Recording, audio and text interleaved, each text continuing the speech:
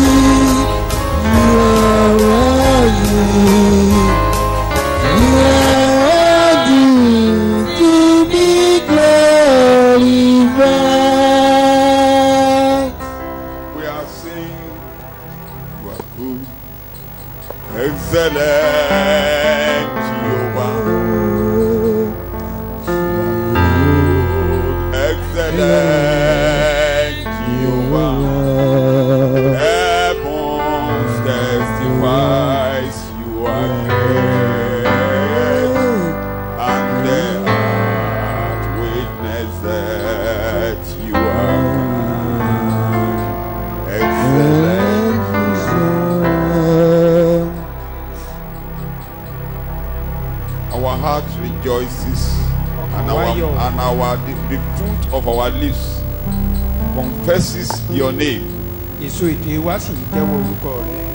Some have confessed you and have gone to rest.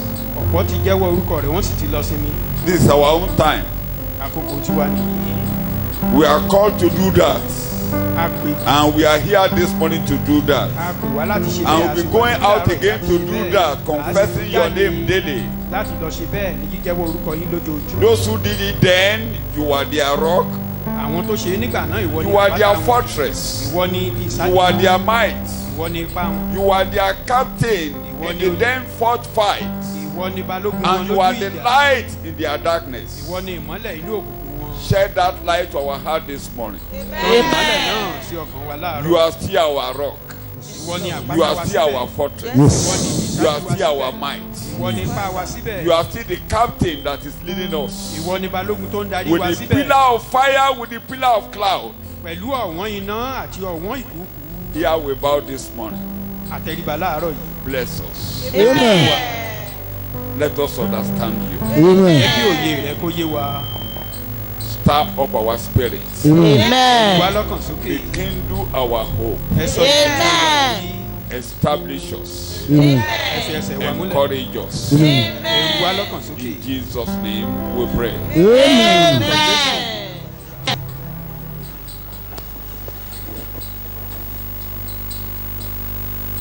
I will be going to point number 3 under my title.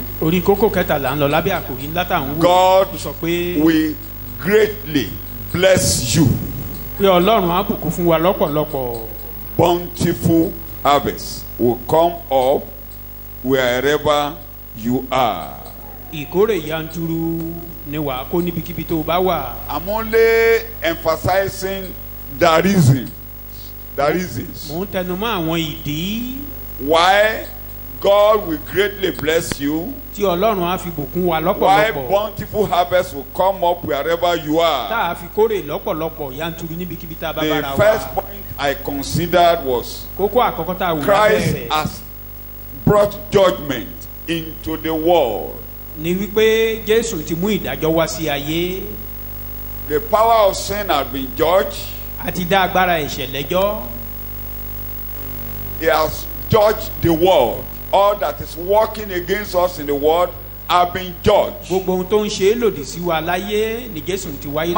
had been judged and never to be judged again. Because of that, the blessing of God will flow upon you in the name of Jesus. And wherever you are, there will be bountiful harvest. Because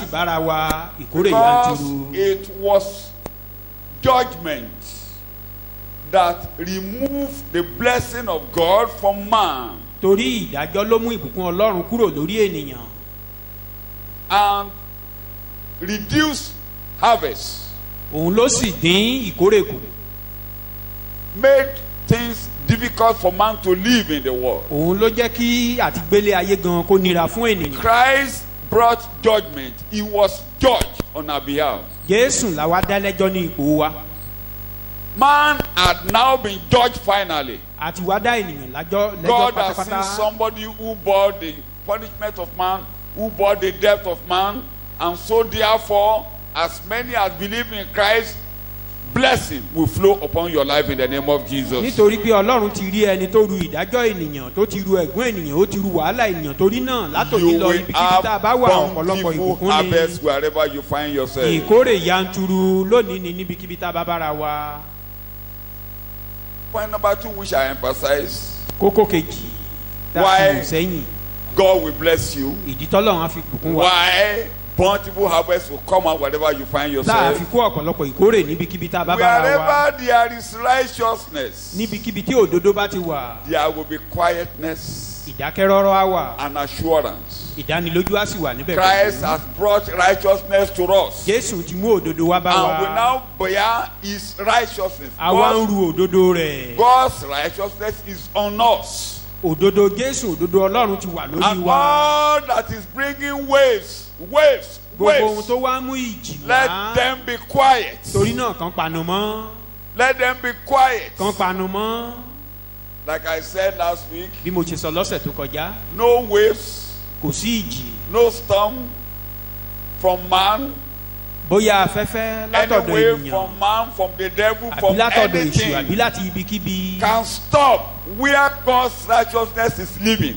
tó lè dáhùn rú níbikíbi Let tí them roll, òdodo let them Ọlọ́run bá make wà. noise, Ẹ jẹ́ kán let them dìde, make noise. kán pariwo. There will be quietness. Ìdákẹ́rọ́rọ́ á wà. There will be peace. Àlàáfíà á sì There wà. will be assurance. Ìdánilójú á tẹ̀lé In Jesus' name. ní orúkọ Jésù. So where there is quietness and Níbi there tí is ìdákẹ́rọ́rọ́ peace, àti àlàáfíà there bá will ti be wà. bountiful harvest. Torí náà ọ̀pọ̀lọpọ̀ ìkórè á tẹ̀lé ni. You can refer to those messages Ẹ lè online, lọ wo or àwọn you ẹ̀kọ́ see our yìí. people here. They will give you Ẹ this. lè gba ẹ̀dá rẹ̀ lọ́dọ̀ àwọn ènìyàn wa níbí ẹ sì lè lọ wò lórí ẹ̀rọ Listen ayélujára. to it. Kẹ́ gbọ́ wọn.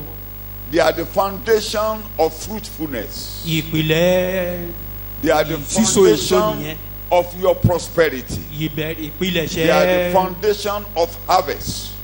ìpìlẹ̀ṣẹ̀ ìkórè, They are the ìpìlẹ̀ṣẹ̀ foundation lílọ́rọ̀ wa of ni, success. ìpìlẹ̀ṣẹ̀ àṣeyọrí wa The ni. moment you acknowledge Níwọ̀n ìgbà tó and yẹ you rẹ̀ bá know ti lè yé wa tá a sì and you mọ̀, accept tá a sì gbà and á, you believe tá a sì and gbàgbọ́, you submit and you hand over tá a sì yourself jọ̀wọ́ ara wa, tá a to jọ̀wọ́ the gbogbo person rẹ̀ that have been judged on our behalf. lé ọwọ́ ẹni tá a ti dálẹ́jọ́ And nípò the wa. moment God's judgment is no longer on you, Níwọ̀n ìgbà tí ìdájọ́ Ọlọ́run ò ti sí lórí wa mọ́, definitely God will bless you. dájúdájú Ọlọ́run gbọ́dọ̀ Wherever bùkún you wa. are, there will be bountiful harvest. Ibikíbi tá a bá ti bára wa Wherever ọ̀pọ̀lọpọ̀ you are, there will ìbùkún, be bountiful harvest. ọ̀pọ̀lọpọ̀ ìkórè là á The kó. moment you can see God's righteousness on you and you have God's righteousness imparted unto you, Nígbà tá a bá ti rí pé òdodo Ọlọ́run ti wà lára wa, tá a ti rí pé a ti gbé there òdodo will Ọlọ́run be wọ̀ wá, quietness and peace in you. ìdákẹ́rọ́rọ́ àti àlàáfíà I àjọba took nínú ayé time wa. to talk of a woman last week, Mo sọ̀rọ̀ nípa obìnrin kan lọ́sẹ̀ tó kọjá. a woman Obìnrin kan that had God's righteousness imparted unto her. tó rí pé Ọlọ́run ti gbé òdodo rẹ̀ wọ̀ In òun. the midst of waves and crisis, Láàárín ìjì òun wàhálà, there was peace, àlàáfíà, there was quietness. àlàáfíà àti ìdákẹ́rọ́rọ́ jọba nínú ọkàn All rẹ̀. was well with her. Ó ní àlàáfíà ní gbogbo All rẹ̀. will be well with you in the name Á of dára fún Jesus. àwa náà lórúkọ Jésù. Before I top the I have this morning, Kí n tó kéde kókó tá a fẹ́ wò láàárọ̀ yìí. at last, Nígbẹ̀yìn, your eyes will be opened ojú wa yóò là to see God and listen to the truth. láti rí Ọlọ́run àti láti tẹ́tí sí òtítọ́. I repeat, Mo tún sọ at last, nígbẹ̀yìn, your eyes will be opened ojú wa yóò là to see God láti rí Ọlọ́run and listen to the truth. àti láti tẹ́tí sí òtítọ́. That's the emphasis I want to make this morning. Ohun tá a fẹ́ tẹnumọ́ láàárọ̀ yìí. And briefly, as long as you are able to see God face to face Níwọ̀n ìgbà tá a bá ti lè rí Ọlọ́run and lójúkojú, you listen to Him, tá a tẹ́tí sí ọ̀rọ̀ rẹ̀, you will prosper. àálàlùyọ. Bountiful harvest will come up wherever you Ìkórè yanturu are. níbikíbi tá a bá wà. You will be blessed abundantly. À á sì di ẹni ìbùkún lọ́pọ̀lọpọ̀. Because in Genesis, Nínú ìwé Genesis, it was when man was running away from God and he couldn't see God and couldn't listen to the truth that everything changed to bad. nítorí pé To the ènìyàn ò worst. lè tẹ́tí sí ọlọ́run kò lè rí ọlọ́run mọ́ ni ohun gbogbo ṣe dojú Couldn't see God. Man can't see God kò lè again. rí ọlọ́run mọ́ ni ohun gbogbo ṣe dojú Fellowship was broken. ìbárẹ́pọ̀ àti Relationship ó ti was gé broken. ìbáṣepọ̀ kò sí And níbẹ̀ mọ́ therefore, man was driven away. He ran away from the place of blessing. ilé ìlú wa mú kí ènìyàn sá kúrò ní ibi And he now ìbùkún went into the wilderness of sorrow, ó wilderness wọnú of problem. agijù wọnú ìbànújẹ́ wọnú At wàhálà lọ last, nígbẹ̀yìn gbẹ̀yìn your eyes will be open to see God. ojú wàhálà láti rí ọlọ́run And you will listen to the truth. à á sì tẹ́tí tí ò sí tọ́ God then will bless you. nígbà yìí lọ́lọ́run á wá bùkún wa Bountiful harvest will come up wherever you are. ọ̀pọ̀lọpọ̀ ìkórè á wá tẹ̀lé níbikíbi tá a bá wà Let me start by going to Isaiah chapter 32. nínú ìwé àìsáyà That's orí where I'm taking all my kejìlélọ́gbọ̀n points. ibi tá a ti mú gbogbo kókó wọ̀nyí náà nìyẹn Verse 20, New Living Translation or the Living Bible. The Living Bible is Ẹsẹ̀ on my ogún table rẹ̀. if you don't have a copy. Verse 20, yes. And God, will greatly bless his people. He will greatly bless you if you are the people of God. He will greatly bless you. tá a bá ti jẹ́ ènìyàn ọlọ́run yóò bùkún fún You wa are reading. lọ́pọ̀lọpọ̀ Wherever they plant, Wherever you plant, wherever you are, bountiful crops will spring up. bountiful harvest will spring up in the name of Jesus. Amen. ọ̀pọ̀lọpọ̀ ìbùkún ìkórè láòkó And their lórúkọ flocks Jésù. and herds will graze in green pastures. Thank you. Your herbs and all your sheep, they will graze in green pé pasture. gbogbo àwọn ẹran wa ni yóò máa jẹun ní pápá oko tútù The foundation is this. ìpìlẹ̀ nìyí The foundation of this point is that ìpìlẹ̀ kókó yìí ni pé this prophecy was from Isaiah, the prophet, wòlíì àìsáyà ló ń sọ àsọtẹ́lẹ̀ yìí talking what will happen to the people of Israel ó ń sọ ohun tí ó bọ̀ wá ṣẹlẹ̀ fún àwọn ọmọ when Ísírẹ́lì the Redeemer, the Messiah, will bring them out of their sorrow. nígbà tí mẹ̀sáyà tí olùràpadà wọn á kó wọn jáde kúrò nínú He ìṣòro has spoken ìbànújẹ́ wọn severally of how they are going to captivity, ó ti sọ lọ́pọ̀lọpọ̀ ìgbà bí wọ́n á how ṣe they lọ are sí going to ìgbèkùn suffer, bá ń ṣe jìyà how their land will become desolate. bí ilẹ̀ wọn á ṣe dahoro And he now rise up to say, ó tún wá dìde the Messiah is coming. pé mẹ̀sáyà ń bọ̀ o All the point I'm making in chapter 32 here gbogbo is kókó tá à ń sọ nínú is orí spoken yìí about Israel as a ó nation ń sọ̀rọ̀ nípa Ísírẹ́lì when gẹ́gẹ́ their bí orílẹ̀-èdè Messiah will come. nígbà tí mẹ̀sáyà wọn á padà dé And I repeat, the Messiah had not come to them now. mo tún sọ pé mẹ̀sáyà tí wọn ò tí ì dé títí di The Messiah ìsinsìnyí. came, they rejected him. bó tilẹ̀ jẹ́ pé ó ti wá ṣùgbọ́n wọ́n kọ̀ ọ́ And the Bible used the coming of the Messiah to be an open door. Where I'm going this morning, to be an open door to the Gentiles. ọlọ́run mọ̀ọ́mọ̀ lo wíwá mẹ̀sáyà fún ṣíṣí ilẹ̀kùn fún àwa kèfèrí So, to those who believe in Christ today, sí àwọn tó gba Kristi gbọ́ lónìí to those who acknowledge their sin and submit their life to Him for redemption, sí àwọn tó ti ríra wọn gẹ́gẹ́ bí ẹlẹ́ṣẹ̀ tán sì ti jọ̀wọ́ ara wọn fún this ìràpadà day God will bless you. lónìí ọlọ́run á bùkún fún wa Bountiful harvest will come up wherever you ọ̀pọ̀lọpọ̀ are. ìkórè là á kó níbikíbi tá a bá wà Because the Messiah is living in their midst. nítorí pé mẹ̀sáyà ń gbé The láàrin wa Messiah is working in our midst. nítorí pé mẹ̀sáyà ń ṣiṣẹ́ Let me láàrin wa use the language of the Bible in Revelation chapter 1. ìwé ìfihàn orí ìkíní When John's eyes was open to nígbà tá a see ṣí Jòhánù where is lójú the Messiah. You know the Messiah died and láti had bí gone to mẹ̀sáyà heaven, ó ti wá ó sì ti padà ó ti gòkèrè ọ̀run sitting at the right hand of ó God. jókòó lọ́wọ́ ọ̀tún But, ọlọ́run and the church then was passing through tribulations, difficulties. ìjọ ńlá inú ni bí ni àti wàhálà And kọjá God ní said, àkókò John, náà come and see where I am. ọlọ́run wá pe Jòhánù pé máa bọ̀ And he òkè wá was ní kó able wá to wò see mí John in the midst of the 7 candlesticks. ó wá rí ó wà láàrin ọ̀pá fìtílà méje And when he gave the interpretation in verse 20 of chapter 1 of ní ẹsẹ̀ Revelation, ogún ìwé he said, ìfihàn orí kìíní the yìí 7 candlesticks are the 7 churches. ó ní ọ̀pá The old fìtílà church méje yìí ni in the àwọn world. ìjọ méje ìyẹn ni gbogbo ìjọ tó wà And lágbàáyé Jesus walking in the midst of the candlesticks. Jésù wá rìn láàrin àwọn So ọ̀pá fìtílà today, wọ̀nyí. even though he's sitting in heaven, Lónìí yìí bó tilẹ̀ jẹ́ pé ó jókòó he's lọ́run o, walking in the midst of the church. ó rìn láàrin ìjọ So síbẹ̀. he's in our midst now. Ó wà láàrin wa níbí He's in our báyìí. midst right Ó wà now. láàrin wa And báyìí. two, he's putting the servants, Ìkejì, the ministers of God, in àwọn those, ìránṣẹ́ rẹ̀ he nínú ìjọ placed wọ̀nyí. them on his right Ó kó wọn hand. sí àtẹ́lẹwọ́ ọ̀tún rẹ̀. If they could make a lot of errors. Wọ́n lè ṣàṣìṣe The nítòótọ́. church was making a lot of errors. Ìjọ ń ṣàṣìṣe. And they are passing through so many Wọ́n difficulties. sì ń la ọ̀pọ̀lọpọ̀ But- wàhálà kọjá. Christ is walking in the midst of the church. Ṣùgbọ́n síbẹ̀, Kristi rìn láàrin ìjọ rẹ̀ In the síbẹ̀. church of Ephesus, it was there. Nínú ìjọ Éfésù ó wà In the níbẹ̀. church of Thyatira, it was Ní there. Tíátírà ó wà In the níbẹ̀. church of Simna that has grown cold is there walking. Ní Smyrna tí ìfẹ́ wọn In ti the tutù ó wà Laodicean church níbẹ̀. that become so, you cannot even know whether they are Christians or they are unbelievers. He was there Nínú walking in the ìjọ midst. Laodicea tá àtìlẹ̀ lè mọ̀ bóyá onígbàgbọ́ ni wọ́n bóyá And the kèfèrí ni minister wọ́n ó wà there, níbẹ̀. despite all their errors, he Pẹ̀lú gbogbo placed àṣìṣe them wọn. on his right hand. Síbẹ̀ ó kó wọn On sí ọwọ́ ọ̀tún his rẹ̀. right Ó kó wọn hand. sí ọwọ́ ọ̀tún On rẹ̀. his right Ó kó wọn hand. sí ọwọ́ They ọ̀tún rẹ̀. remained his ministers. Wọ́n- They wọ́n- remained his ìránṣẹ́ rẹ̀ ni wọ́n jẹ́ beloved. síbẹ̀. The Olùfẹ́ church rẹ̀ ni wọ́n jẹ́ remained síbẹ̀. his church. Ìjọ jẹ́ The ìjọ rẹ̀ church síbẹ̀. remained his people. Ìjọ jẹ́ àwọn The ènìyàn people rẹ̀ síbẹ̀. remained his brethren. Àwọn They ènìyàn jẹ́ remained arákùnrin his rẹ̀ friends. síbẹ̀. He's Wọ́n still jẹ́ ọ̀rẹ́ there rẹ̀ síbẹ̀. as their maker. He's Ó still wà níbẹ̀ there gẹ́gẹ́ bí as their bí ẹlẹ́dàá defender. wọn. Ó He's tún wà still níbẹ̀ there gẹ́gẹ́ as bí their olùgbèjà redeemer. wọn. Ó wà níbẹ̀ gẹ́gẹ́ Their bí redeemer, olùpadà their defender, wọn. the captain of the Olùgbèjà church. wọn, He's balógun still in ìjọ the wọn. midst of the church. Ó wà láàrin The ìjọ. captain of the church is here this morning. Balógun ìjọ ó wà níbí láàárọ̀ yìí. Joshua was Joshua. by Jericho Joshua létí Jericho. and was walking like this, Ó ń lọ.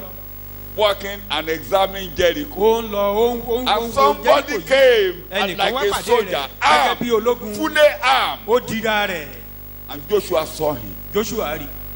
Are you for us Ó ní ṣé o wà fún wa or our adversary? àbí fún àwọn ọ̀tá. And the man answered Joshua, Ọkùnrin náà dá I'm Joshua here lóhùn. for you. Ó ní mo wà níbí I'm fún the yín. captain of this army Èmi ni that is olórí going ogun forward. wọ̀nyí. I'm the captain of the army. I'm Èmi ni here. olórí ogun wọn. So he's here today. Ó wà níbí láàárọ̀ yìí He's mo in ń the sọ. midst of the church. Ó wà láàrin ìjọ He's rẹ̀ in ni the mo ń midst sọ. of the church. Ó wà láàrin wa Because níbí. he's in the midst of the Torí church, pé ó wà láàrin God ìjọ. will greatly bless you. Ọlọ́run á bùkún fún wa lọ́pọ̀lọpọ̀. God will greatly bless you. Ọlọ́run á bùkún fún wa lọ́pọ̀lọpọ̀. Wherever you find yourself, Ibikíbi tá a bá bára wa. wherever you plant a seed, Ohun nígbàkúgbà tá a bá ti gbin I irúgbìn. repeat, mo tún ti wherever sọ. you plant a seed, Ibikíbi tó bá ti gbin bountiful irúgbìn. harvest will come out. Ọ̀pọ̀lọpọ̀ ìbùkún á tẹ̀lé. I won't be overemphasizing that. Make sure you plant. Mi ní máa ṣàṣọjù ló ṣùgbọ́n ṣáà rí pé o gbin kinní kan. Plant. Gbìn Plant. gbin kinní kan o. You will reap. Wàá kórè. You will reap. Wàá kórè. Our apostle. Àpọ́stélì wa. Paul plants. Paul gbìn. Apollo waters. Àpọ́lò ń bomirin. God gives the increase. Ọlọ́run ló ń mú ìbùkún It yìí is sí the wa. duty of Paul to plant. Ojúṣe Paul ní láti gbìn. Duty of Apollo to water. Ojúṣe Àpọ́lò ní láti God bomirin. will not help Paul. We will not take the place of Paul and be planting. Paul must be plant. Paul must plant. Ọlọ́run ò ní gba ipò Paul láti wá máa gbìn. Paul ló lẹ́tọ̀ọ́ Apollo àti must gbìn. water. Àpọ́lò ní láti In bomirin other ní words, tilẹ̀. you must plant. Ohun tí à ń sọ God ni pé will never àwa a do ní that láti for gbìn. you. Ọlọ́run kọ́ la ṣe léyìí fún wa. God will never do that for Ọlọ́run you. ò ní ṣe léyìí fún wa. You are to plant. Ojúṣe wa ni láti Plant gbìn. the word of God. Ká gbìn ọ̀rọ̀ Ọlọ́run. It is the duty of you to do the follow-up. Ojúṣe wa ni láti ṣe When you do the ìbẹ̀wò. follow-up, Tá a you bá are ṣe watering ìbẹ̀wò. the seed. À ń bomi rin nìyẹn. It is not your duty to make it to increase. Kì í ṣe ojúṣe wa ni kó láti mú pọ̀ sí.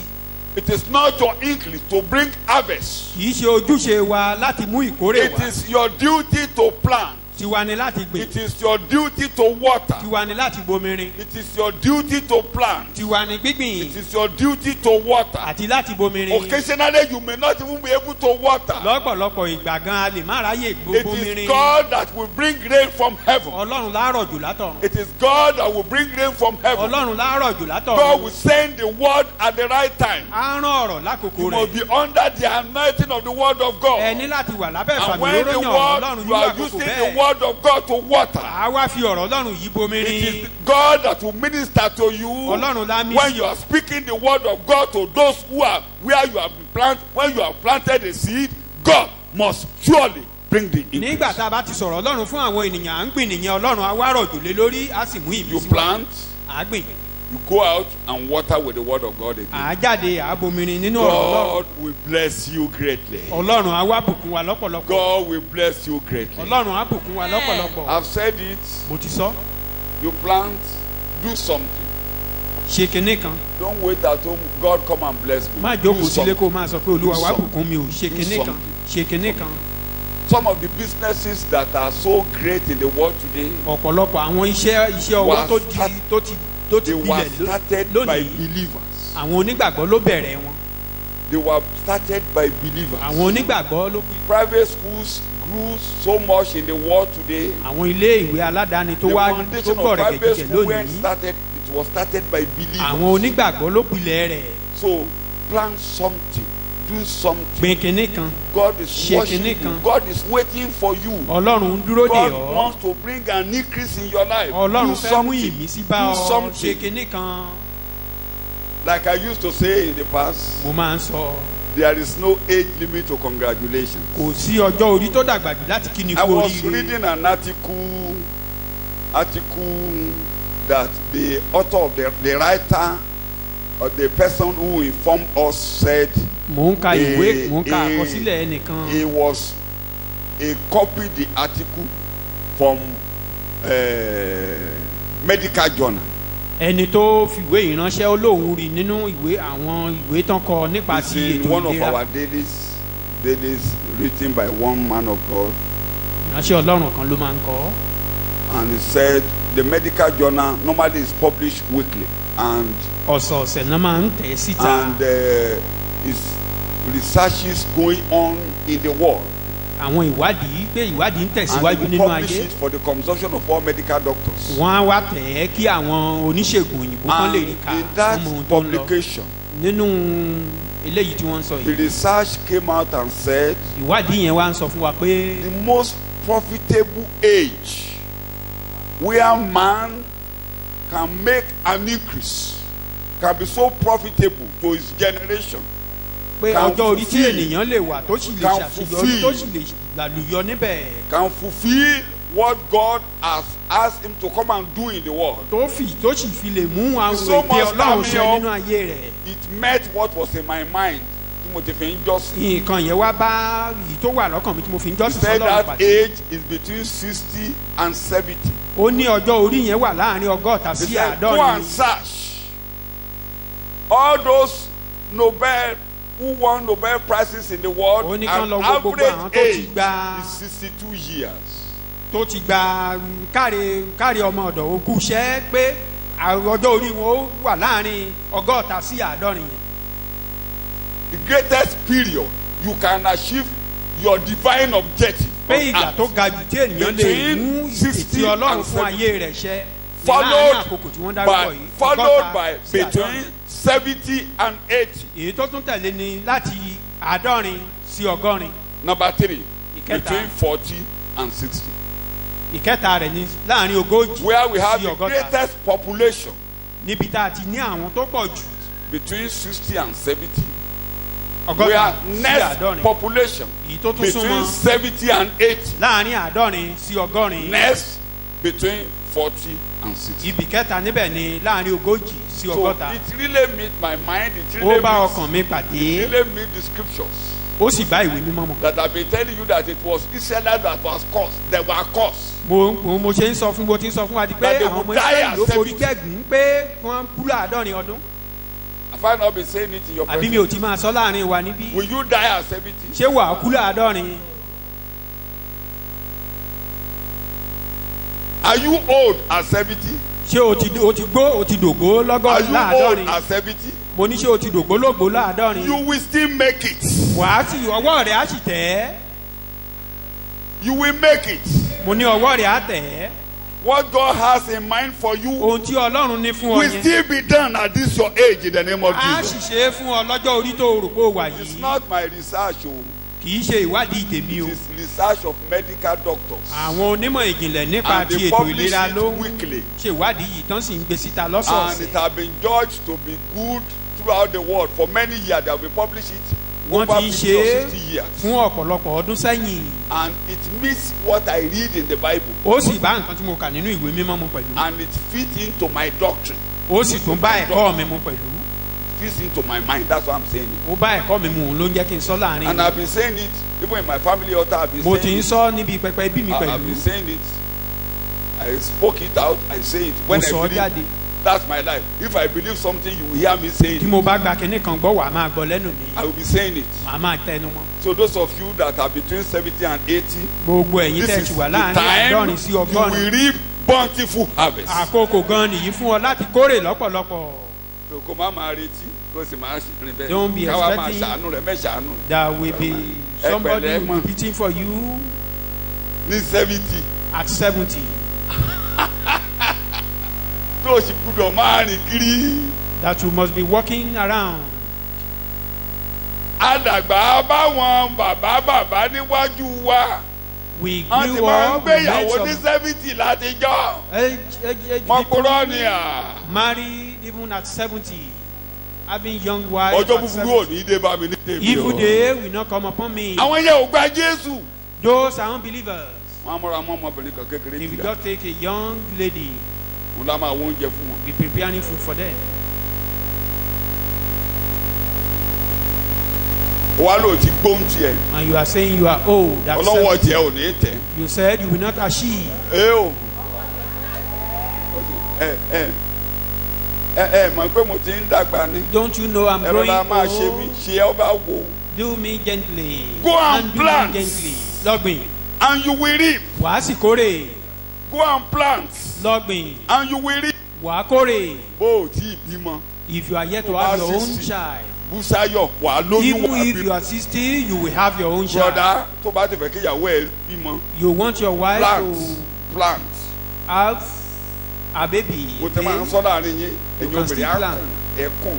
Wọ́n ní kí a má gba Women ẹnikẹ́ni will ní grow. ààyè nínú don't ṣọ́ọ̀ṣì. allow anyone in the Kó church dá dúró bí opó tọkọ ẹ̀ bá kú. to Tí ò remain bá tí ì pé a widow ọgọ́ta if not lẹ́yìn up 60 to náà tó máa gbà 60. láàyè. it is Lẹ́yìn after 60 60 tí ò bá ì pé years 60 you can let consider her marry. them at 60 but less than that you Let can still her marry. you can still marry less than 60. So you can see many times if you are below 60 tó o bá and ti you tó ọmọ want ọgọ́ta ọdún husband and you are feeling you are not good staying alone, let me know. tó o bá ń You wò will get pé married. o ò fẹ́ lè dá You dúró will get married. jẹ́ kí ìránṣẹ́ ọlọ́run mọ̀. Go and marry. Paul said, Timothy, let them go and marry. Let them go and marry. Paul ló ń sọ fún Timothy bẹ́ẹ̀ sọ fún wọn bẹ́ẹ̀ nínú ìjọ ní kán lọ lọ́kọ kán lọ Àbó ti gbó. níyàwó tí wọn bá ti tọ́gọ́ta. Mo ń bá ọ sọ, mo ló máa dáa fún ọ ni mò ń sọ. I'm saying it will be well with O ti you. gbó ní tiẹ̀. Or are you old? Olóhùn rere kan ò lè jáde nínú rẹ̀. You think good thing cannot come out of you? Ohun rere á jáde nínú ayé tèmi Good ni mo thing sọ. will come out of my life. Tó bá ti dé ṣọ́ọ̀ṣì tẹ́ bá ti lọ sìnkú. When you get to church, Tó where bá they ti fẹ́ want to máa beg. ka Psalm 70 lè When dára wọn. Má kà you ó, want to má read kà ó. some, Mo ṣèpèlè ẹ̀ lórí o. don't curse yourself. Mo ṣèpèlè ẹ̀ lórí o. Don't curse yourself. Àádọ́rin ọdún la ti fi fún wa, la fi fún wọn. 70 years Orin Mósè were ní given unto èpè ló them. orin kan tí The son of Mósè kọ the tó fi only ṣépèlé son wọn lóde ni. that make Moses to curse Àkàkà lẹ fi Israel. máa pé ọgọ́rin. That you will struggle to Èpè enter burúkú. 80 is a great cause. Mẹ́rin fagbára pàkà pé etí. I will not struggle to reach 80. Tí Jésù ò bá ìpè mí, òun nìkan ló lè pè mí. If Bó Jesus ṣe máa rí mi ní 80 if náà he's ló ṣe ń wò coming mí tardy, báyìí. as I Àmọ́ bá am 70 náà bó now, ṣe máa rí mi ní 80 you will lè. see me that way when I'm 80. vision. mo ti lé láàdọ́rin báyìí. Vision prolong age. When you have something to do and you have a vision, tó o bá ti ní àfojúsùn you will àmúkí live ọjọ́ long. rẹ gùn. You will live long. wàá gbé títí. 2 examples in the Bible àpẹẹrẹ méjì nínú to bíbélì. tell you that vision prolongs life. láti lè fìdí rẹ̀ múlẹ̀ pé àfojúsùn máa mú kí ọjọ́ orí gùn. Let me begin from Caleb. láti ọ̀dọ̀ kálẹ́bù. You know the man Caleb. ẹ mọ̀ kálẹ́bù. Àwọn ẹgbẹ́ ẹ̀ tẹ́lẹ̀ dànù. his age-mate colleagues they withered away. Olúwa fẹ́ràn wa. said God love us. Olúwa fẹ́ràn wa. God love Yóò us. fún wa ní ilẹ̀ náà. He will give us Àwọn the ẹgbẹ́ land. ni wọ́n á sọ lókúta. his Ọlọ́run ló age-mate pẹ́ his di colleagues àbá fádà want to nù. stone him if not for the intervention of God he would have been Ọlọ́run wa killed. sọ pé God told him Caleb máa gba ilẹ̀ yẹn. Caleb will take that land Ó gbé jẹ. and he swallow he accept it. Kí mo ló ṣe? Gbogbo wọn rẹ̀ dànù tán. they withered away all that generation. He was becoming younger. Ìgbà tí ọjọ́ náà pé. when the time eventually came. Tí wọ́n ti jagunjagun wá débi kan náà wá ní. Wọ́n máa they pínlẹ̀ fought yìí. battle now Wọ́n they fẹ́ máa want to pín fún distribute ilé the ìdílé. land. Bẹ́ẹ̀ ni Caleb there. kó gbogbo Júdà lẹ́yìn. and Caleb Ó ní came Joshua. out and he said Joshua Ṣé o rántí pé can you remember èmi àti rẹ I and you a wà lára àwọn tó lọ wo we are among those who spied the ìgbà tá a land wá dé when we came. àwọn arákùnrin mi já àwọn èèyàn láyà. Our people Ṣùgbọ́n they mo mú create ìròyìn fear wá into the heart of people. gẹ́gẹ́ bí ọkàn mi. But I brought news according to my mind. I was 40 years then. Ó ní ogójì ọdún ni mo jẹ́ nígbà náà. And I'm now 85 years old. Mo ti lé márùn-ún ní And I'm ọgọ́rin still wà strong yìí. to fight the battle. Ipá mi sì wà Give bó ṣe me wà ní this ìgbà náà. mountain Ẹ now. fún mi ní orí òkè yìí. And I will possess it. Màá sì gbà á. Ó gbà àbí kò gbà. Didn't he acquire the mountain? Ó ní fún mi màá gbà. Give me the mountain. Ó dẹ̀ gbà. And he acquired it. Ó ló ti kú ó níbi kan kù ó ní. He said he still remains some Mo part. ní ọmọbìnrin kan I have a damsel. ẹni tó bá fẹ́ fẹ́ If anyone ó interested yá in marry ó máa gba her, òkè. she of Ẹni acquired tí ò this bá mountain ti wá for bá me. mi ṣe iṣẹ́ ìránṣẹ́ yìí If you don't come kó má fẹ́ mi to work lọ́mọ. with this ministry, don't marry my daughter. àbúrò Bíbélì ní àbúrò ẹ̀ jáde One of his máa fẹ́. family member came out. I will marry her. Ọmọbìnrin náà débẹ̀ Take this ó mountain. ní ẹ tún fún mi ní ẹ tún bọ̀ fún mi sí i. And the lady got to her father. He ẹ said, tún bọ̀ fún I mi ní need bí omi more. sí i. ẹ Give fún mi ní me bí omi sí i. a portion that has a stream. Ah, ilé yín á dára. May your house, your family be Ọmọ tí ò beautiful. bá ti bá ọkọ wọlé inú iṣẹ́ ìránṣẹ́ wáyé. A child that Wáyé, failed to wáyé, accompany you in the ministry is not part of you. wáyé ó gbọ́dọ̀ tẹ̀lé wa ni. They must follow ó us. gbọ́dọ̀ tẹ̀lé wa ni. They must follow níta wa us. ṣe láyé ni. That is our ministry. Bóyá bara is nìyẹn. for. That's by the Vision way. prolong age. Pé Number two. àfojúsùn ó máa mú kí ọjọ́ orí gùn sí i. Bàbá kan jókòó ní Jerusalem. A man was sitting in Jerusalem. Ó lé mi ò ní rí ikú. Said, Ikú I will ibi not ó see bá wà. death. Kẹ́rù ẹ máa lọ Wherever you jìnnà are, réré move jìnnà far réré. away from me Ó dìgbà tí mo bá rí Jésù until olùgbàlà. I see Tí Christ. mi ò bá fojú rí ìwọ ikú àtúgbódúgbò rẹ. If I did not Má see wá bí o. Christ, death move far away from me. Ìgbà wa gbòdé tẹ́ǹpù. Obìnrin kan náà wà bẹ́ẹ̀. Obìnrin There kan was a kó particular woman, a ọdún widow. méje lòun ọkọ ẹgbẹ́. He lived together Tó fi with kú her and he husband was for 87 or so. Then. for 7 years. Ọkọ kú. And after that, he was in Ó the dẹ̀ jókòó temple just- for 80 years. O dẹ̀ṣẹ̀ tó bá ń jọ́sìn tọ́kọ ẹ̀ bá. If your husband die and you Wọ́n are tó bá fẹ́ máa worshiping ṣe God, déédéé it's ṣe. not a sin. Let But if you want to be them misbehaving, marry. Let marry. them marry. tó o bá fẹ́ máa ṣe Tó bá fẹ́ máa ṣe ṣekúṣe déédéé. Ara ẹ̀ ò gbé mọ́. Go you know you can't and stand it marry. again lọ́lọ́kọ. Yabara ni o. That is by the way or a Gbọ̀n wá digression. gbé Jésù dé. And when Jesus was brought to the temple, Bọ́n ṣe ń gbé bọ̀. as they were bringing Ẹni tó rán níṣẹ́. the person that sent Ẹ̀mí him, mímọ́ tó ru ọkàn rẹ̀ sókè. Holy Spirit inspired Pé the o ò man. ní kú o. You will not die. Iṣẹ́ ìránṣẹ́ kan wà tí o máa ṣe o. There is a Ìwọ ló ministry máa for you. súre fọ́mọ yẹn You o. will bless this child. Òun náà fi ń jọ́sìn. And he was Ẹni tó wá worshiping. rán níṣẹ́ wá ní ọmọ tí mo ní kó dúró dè lóde yìí o. His Lord now inspired him to go to the temple. This is the baby. He requested not for anything. Let the servant depart. I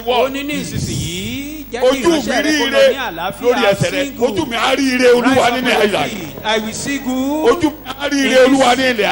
in this land, living God. I will see the goodness of this church. And so must be. I will see the good of this. He that so must read.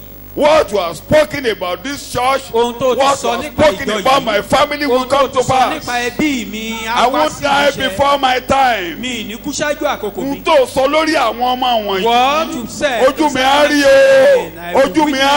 I will be a witness.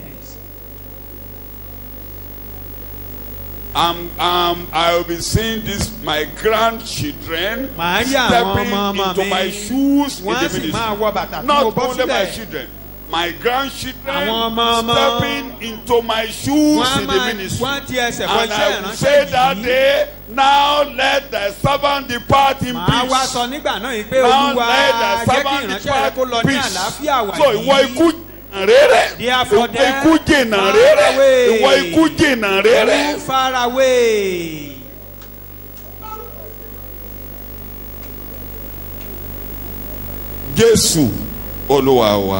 Jesus name we pray. Joko. Have your seat. What am I talking? Plant. Will you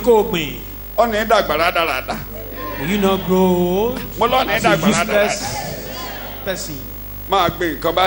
So something. Don't say who will repeat. I will harvest it. Or repeat. Just so. A man of God at 55. He has a child at 55. And he was now thinking, will he reap this child? God eventually helped him. He removed that thought from his mind. Eventually, that child even give birth to his own child to see the grandchildren. I have such in my house.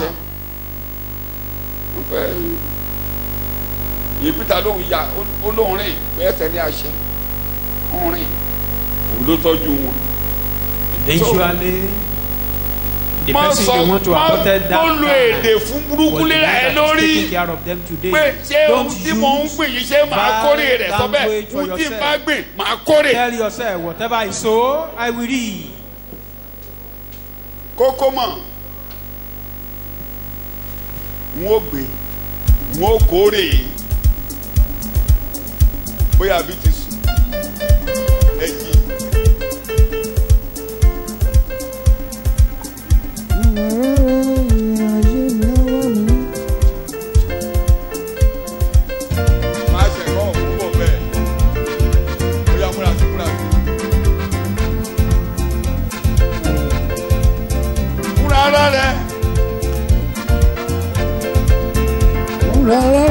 ilẹ̀kùn ìbùkún mi á sí o ní ó bì ní ó gbòòrè. Ó ní kí ìjọba gbà fún olùyìngbé òyìngbé àbí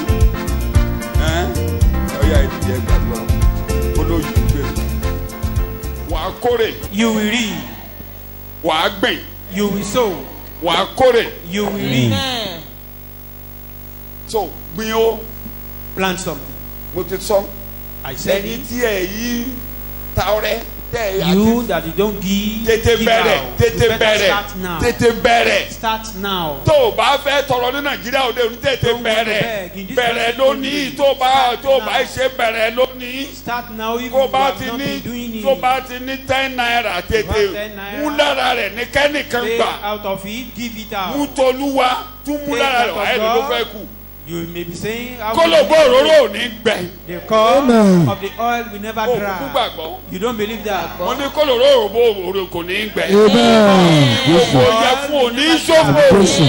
pot of the flour will never empty. Have you forgotten that woman? You forgot it. You forgot that woman? Elijah said, do my own first. Do that of God first. Give out first. Once you do it, that was incoming. I've never seen a man that did it. I've never seen somebody did that and become wretched. Just plant. Sow something. Plant something. At last, that's my lecture today. At last.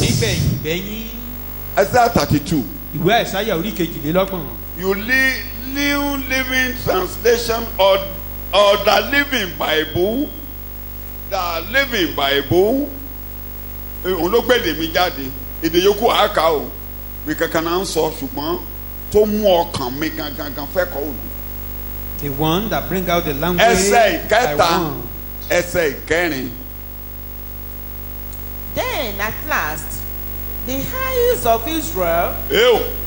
Then at last, yes, the eyes of Israel. Yes, will open wide to God. Yes, His people will listen to His voice.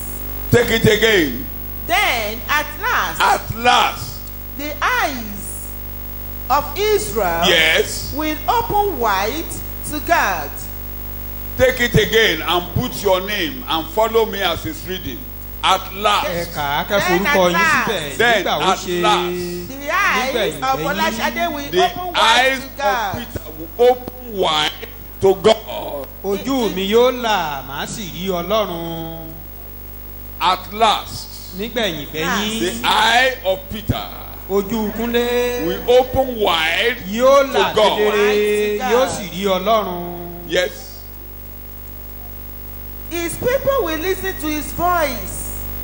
Even Himself and my family will listen to God. They will listen to the truth. So you buy. Ojú àwọn ẹni tí ó ríran kì yóò ṣe bàìbàì. Tí o ti gbọ́. Àti etí àwọn tí ó ń gbọ́ yóò tẹ̀ sílẹ̀. Etí tó di tí o fẹ́ gbọ́ á gbọ́ nípa. Kí ló fà á? What leads to that language? Go back to Isaiah.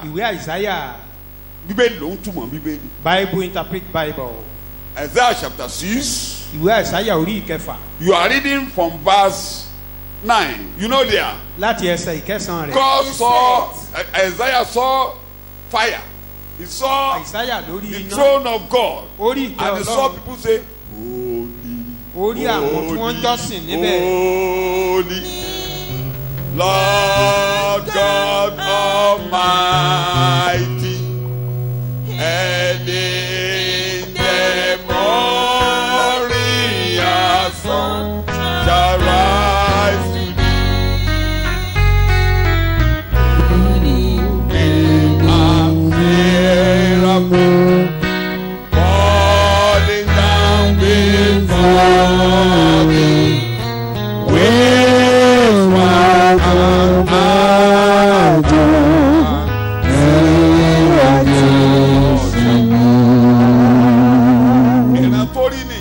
That was the vision he saw. I am done. I'm a man of uncleanness. And they brought a fire from the throne of God. And they touched his mouth. And there was a voice. I want to send somebody on a message. Who will I send? And who will go for us? The heavens want to send somebody on a message. Who will go? And Isaiah said, here I am. Send me, O Lord. What will I say? Verse 9. You are reading the Bible. Verse 9. And he said, yes, go, but tell my people this. This is the message for Israel.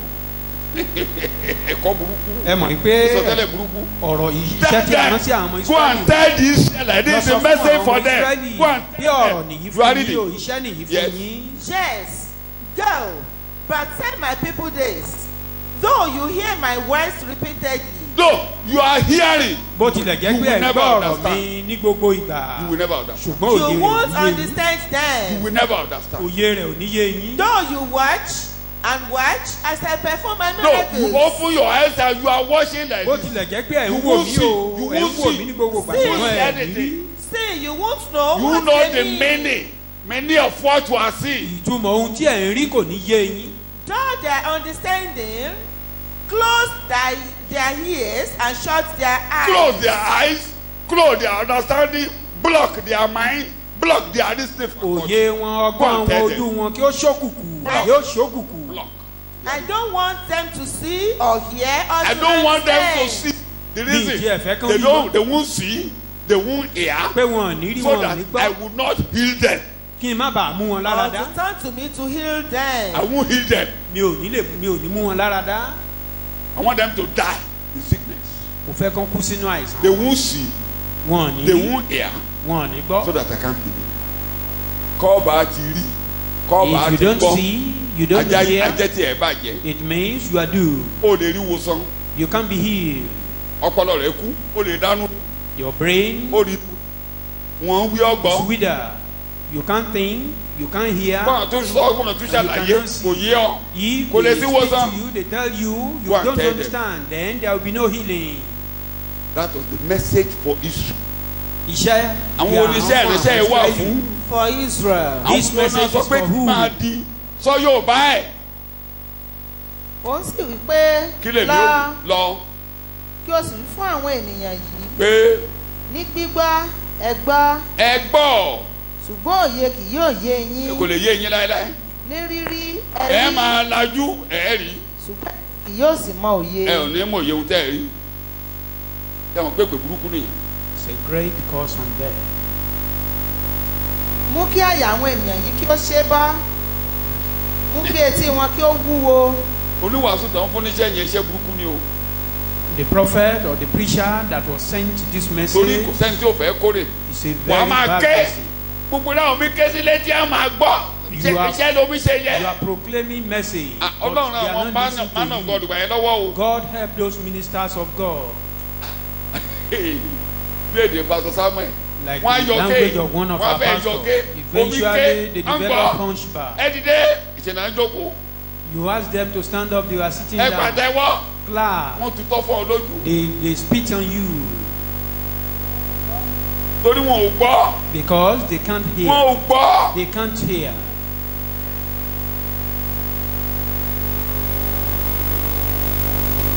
Isaiah wá ní. Then Isaiah said, Ọjọ́ ń bọ̀. A day is coming. Ẹ wàá gbọ́. You will hear. Ẹ rí. You will see. Etí yẹn ṣí Your ear will be open clearly. Ẹ wàá mọ òtítọ́. You will know the truth. Wáyà èdè Jésù lò. I borrowed the Òtítọ́ yóò sọ yín di. And the truth shall set you free. Ṣé àpégbà tí Jésù dé ló sọ yẹn? You know when Jesus came, he said that. Ó yàn pé àkókò àti mọ òtítọ́ rèé. This is the time to Tí know ẹ bá mọ the truth. òtítọ́, When you know the òtítọ́ á sọ yín di. The truth shall set you free. Gbà tí Jésù dẹ̀ dé lóòótọ́. When Jesus eventually came, Wọ́n ń wò báyìí. they were looking at him. Èmi náà ṣe àbùkù máa ń bí wa nínú nígbà mi. Ẹjọ́ jẹ́ ká rò. Nígbà tí ẹ jẹ́ kí n mú àpẹẹrẹ bí méjì. Let me take just two examples. Jésù mú Lásárù lára dá. When Jesus healed Lazarus, Ẹjọ́ kí ló yẹ kí inú aráàlú ṣe? what's supposed to happen? O fẹ́ lọ tó pa Lásárù kó kú. They even want to kill the man again. Kí lẹ rò kó ṣe wọ́n? What happened to them? Wọn ò rí náà, kò They yé can't wọn. see. They Kò could not nítumọ̀. understand. It's meaningless to them. Nítumọ̀. Meaningless to Wọ́n them. múra bọ́ ṣe máa pa They Lásárù. prepare to kill Pé Lazarus. nítorí Lásárù làwọn èèyàn ṣe tẹ̀lé Jésù That lẹ́yìn. is all because Ẹ jẹ́ of ká lọ Lazarus that pa. people are following Ẹ jẹ́ ká Jesus. lọ pa. Let's kill him. Wọn ò rí, kò yé wọn. They couldn't understand.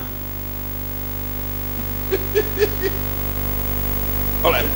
Ẹ tó ó dé nù synagogue. When he got to the Ọkùnrin kan synagogue, lọ́wọ́. A máa wò bẹ́ẹ̀, a máa wò bẹ́ẹ̀. be looking at him. Maybe you are angry already. Jesus stood in their midst. Man, face them. These people that are. Is it good to do good or to continue doing evil on Sabbath? No response. Because they don't know what he was saying. They couldn't understand. And he said, you don't know. And he told the man, stretch forth your hand. And they were angry that he destroyed the Sabbath. He's with evil spirit. He has an evil spirit. A particular man blind from the womb.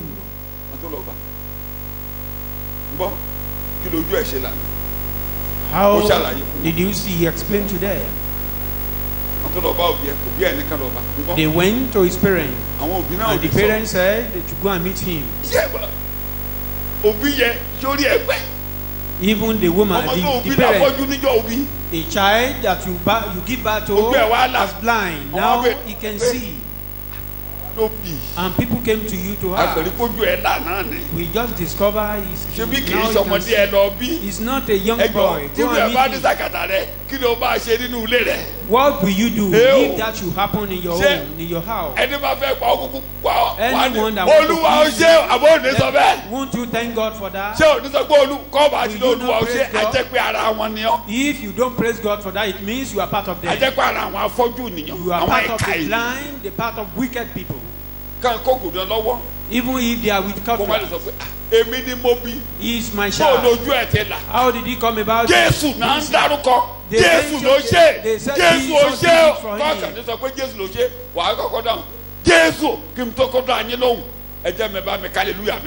Before I can answer you, help me shout 3 hallelujah, because it's my child.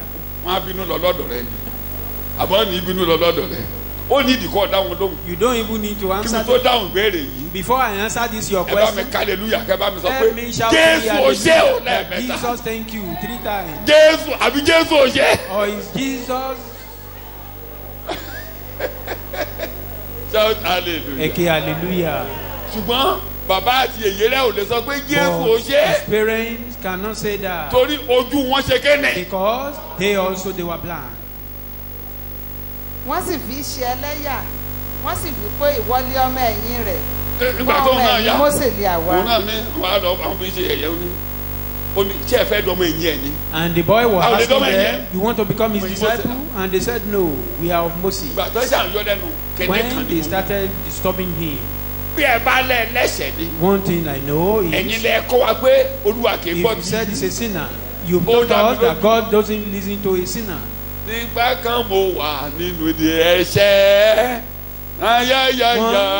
I was a sinner.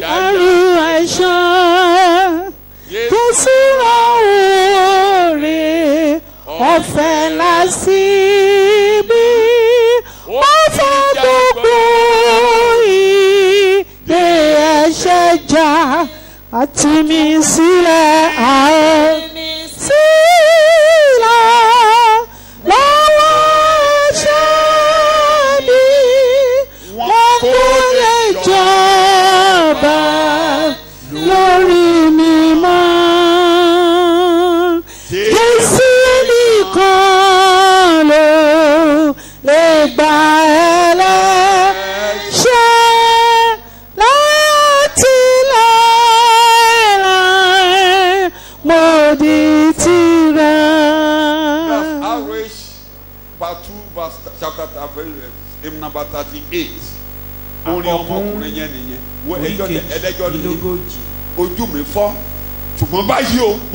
You are a talkative. Though I'm blind before, but now I can see. My case is not a matter of talking. I need Jesus to reorganize my life. If Jesus reorganize your life, rise up on your feet and thank God for that. Thank you, Lord, for the organization. Thank you for the organization. Break the chain of sickness. Thank you, Lord.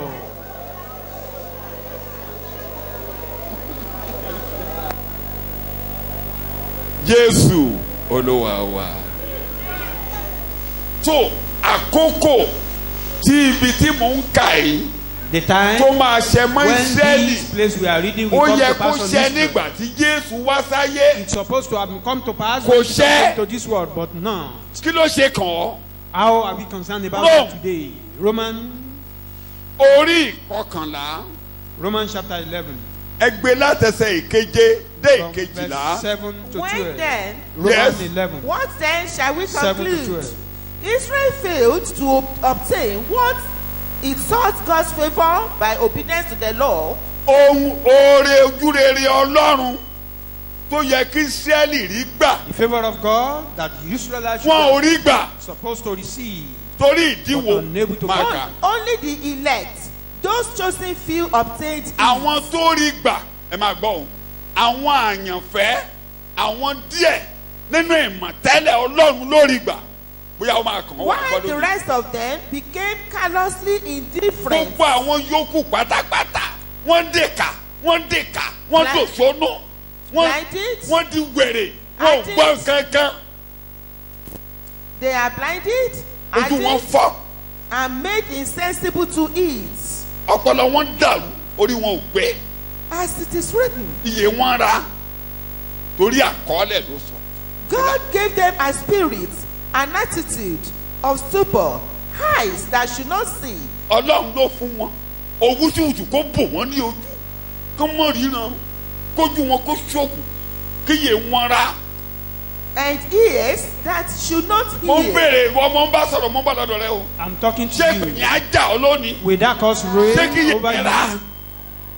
Ẹ o ṣé kò wùdú kó bọ̀ ọ́ lójú? Ignorant they are. Sọ bẹ́ẹ̀ Olúwa iyè mi ò ní ra lónìí o. To be glued. Jésù Olúwa wa máa kà. Jesus name we pray. Bẹ́ẹ̀ mọ́ bọ̀ bí tún bá dé náà mo ti máa dúró. Ọlọ́run ti fún wọn lé ẹ̀mí oorun. Ta ló fún wọn? Ọlọ́run. Who gave them that? Bóyá máa sọ ìbóyè mo ti ń kánjú ó yá. And David says. Yes. Let their table, their feasting, banqueting become a snare and a trap. Kó dẹ̀gẹ̀. Mark ẹsẹ̀ kejìlá ni kò ti dúró. A pitfall and just retribution rebounding like a boomerang upon them. Let their eyes be darkened, dimmed, so that they cannot see, and make them bend their back, stooping beneath their burden forever. Ó ti tó. Bọ́sì ẹsẹ̀ ẹ̀kọ́ ẹ̀dọ́gbọ̀n báyìí. Mo ń kánjú. Yes. Ó ní táìmù tó máa ṣẹlẹ̀ mọ́. Yes. It has a limit. 25. Ẹ̀ka 25 yẹn ní Yorùbá àtòyìnbó. Ara. Yes. Èmi kò sáàfẹ́ kí ẹ̀yin kí ó wà lé òpè ní ti ohun ìjìnlẹ̀ yìí. Bẹ́ẹ̀ni. Kí ẹ̀yin má bàa ṣe ọlọ́gbọ́n lé ojú ara yín. Pé ìfọ́jú bá Ísírẹ́lì lé apá kan. Bẹ́ẹ̀ni. Títí kíkún àwọn kèfèrí yóò fi dé. Sọ̀jìnbó. Lest you be self-opinionated, wise in your own conceits. I do not want you to miss the hidden truth and mystery, brethren, are hardening insensibility as temporary befalling a part of Israel. I don't want you to be like them. God allowed Israel to be blind for a period.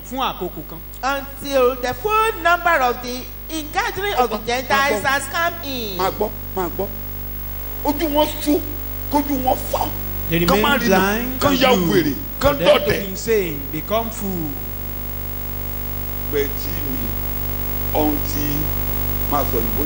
Until the full number. The full máa gbọ́ títí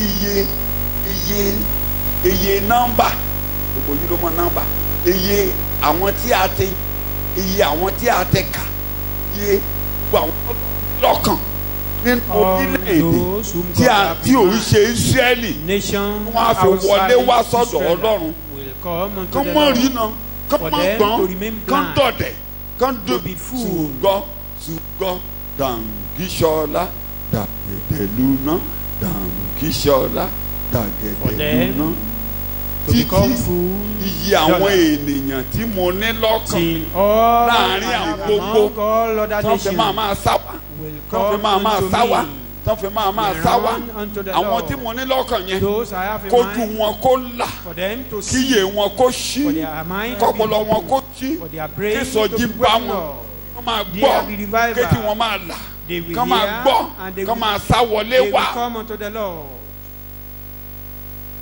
Ṣé o ti gbẹ́kọ̀?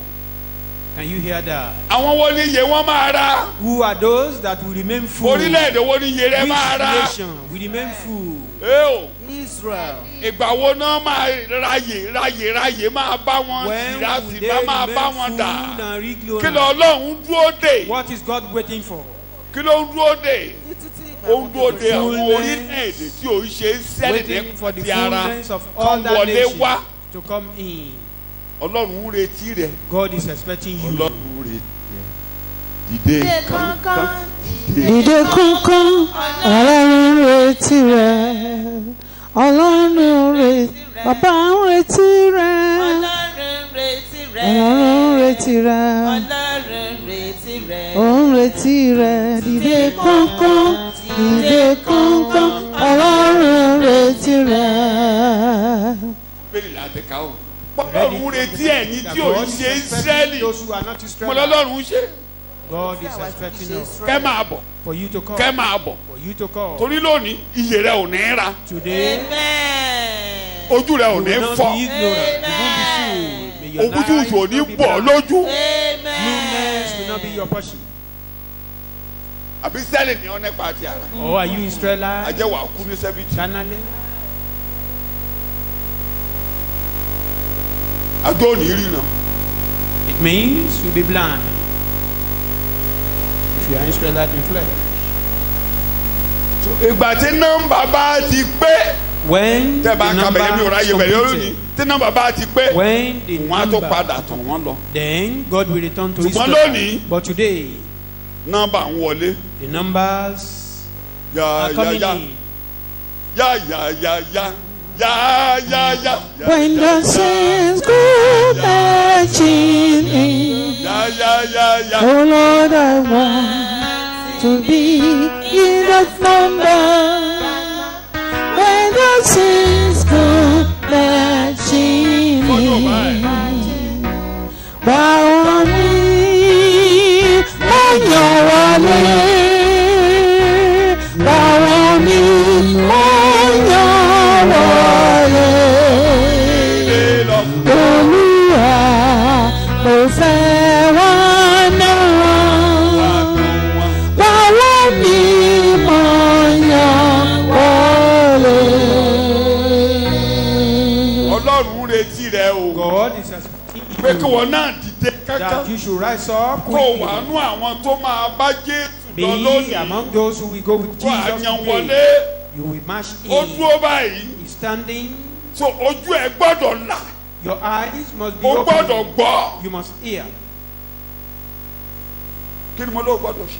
You must hear. A fẹ́ fi ṣèjẹ́wọ́. You want to A fẹ́ fi confess that. gbàdúrà. You want to Máa pray bọ̀ on yìí. that. Tó o bá ti ń wá ṣọ́ọ̀ṣì lónìí, If you are coming to church today, wàá máa gba ládùúrà you'll be praying. láti àárọ̀ yìí lójoojúmọ́. Henceforth, Pé lónìí o, today, Ísírẹ́lì lójú wọn máa fọ́, ojú tèmi ò ní fọ́. Israelite may be blindfolded. My own Ojú tèmi eyes ò will ní not be fọ́ lónìí blind. sọ bẹ́ẹ̀. I will not be blind. Ráyèráyè ò ní bá mi lónìí o. I will not be ignorant. Ráyèráyè ò ní bá mi I lónìí o. won't be ignorant. Etí mi gbọ́dọ̀ là lónìí My o. ear must be open. Mo gbọ́dọ̀ mọ òtítọ́ I lónìí must o. know the truth. Ráyèráyè ò ní bá mi o.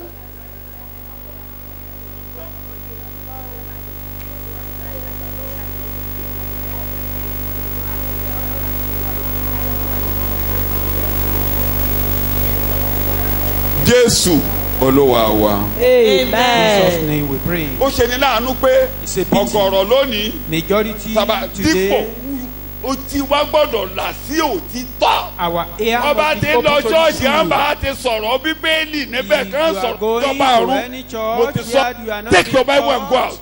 Go out of the place. the gospel, ó ṣe pàtàkì. Ó Kò jáde Ọlọ́run kúrò níbi níbẹ̀. tán bá ti ka Bíbélì tán bá ti sọ̀rọ̀ You Jésù. can't know God where they don't Tán read bá Bible, ti where sọ they don't ikú talk of àtàjíǹde Jesus, rẹ̀. where Ó they lè don't rọ talk Ọlọ́run. of Tó death bá dẹ̀ and ti his rọ Ọlọ́run. resurrection. You Ó can't lè see- léso ayé rẹ̀ á korò. And once you don't see your God, Bible your and life go. cannot be organized. Etí ẹ̀ gbọ́dọ̀ tó wọn náà bá ti ń wá. Wọ́n When sọ pé you are ṣọ́ọ̀ṣì coming, ya mẹ́wàásù kí ló Don't gbọ́. just say they preach in that church. What did Bèrè you lọ́wọ́ rẹ̀ ọba ti hear? jáde lónìí. Ask yourself after this Kí service. làfáà wí? What did the Kí ló prophet say? gbọ́? Kíni, what did you hear? Tó bá ti dé. When you get home. Kí ló gbọ́ lónìí? Ìwọ náà múra o. Torí a bí ọ náà. Ask your wife. Ask your husband. Ask your children. Bí ọkọ ẹ. Ask your husband. Daddy, kí ló gbọ́ lónìí? What did you hear? Oh, the preaching is so much. You know, I just managed to church. Once you are able to manage to the church, what did you do? Where did you manage to be there? You just managed to receive the grace? I will not come in vain. What did you hear? You must hear something. Through hearing, faith cometh.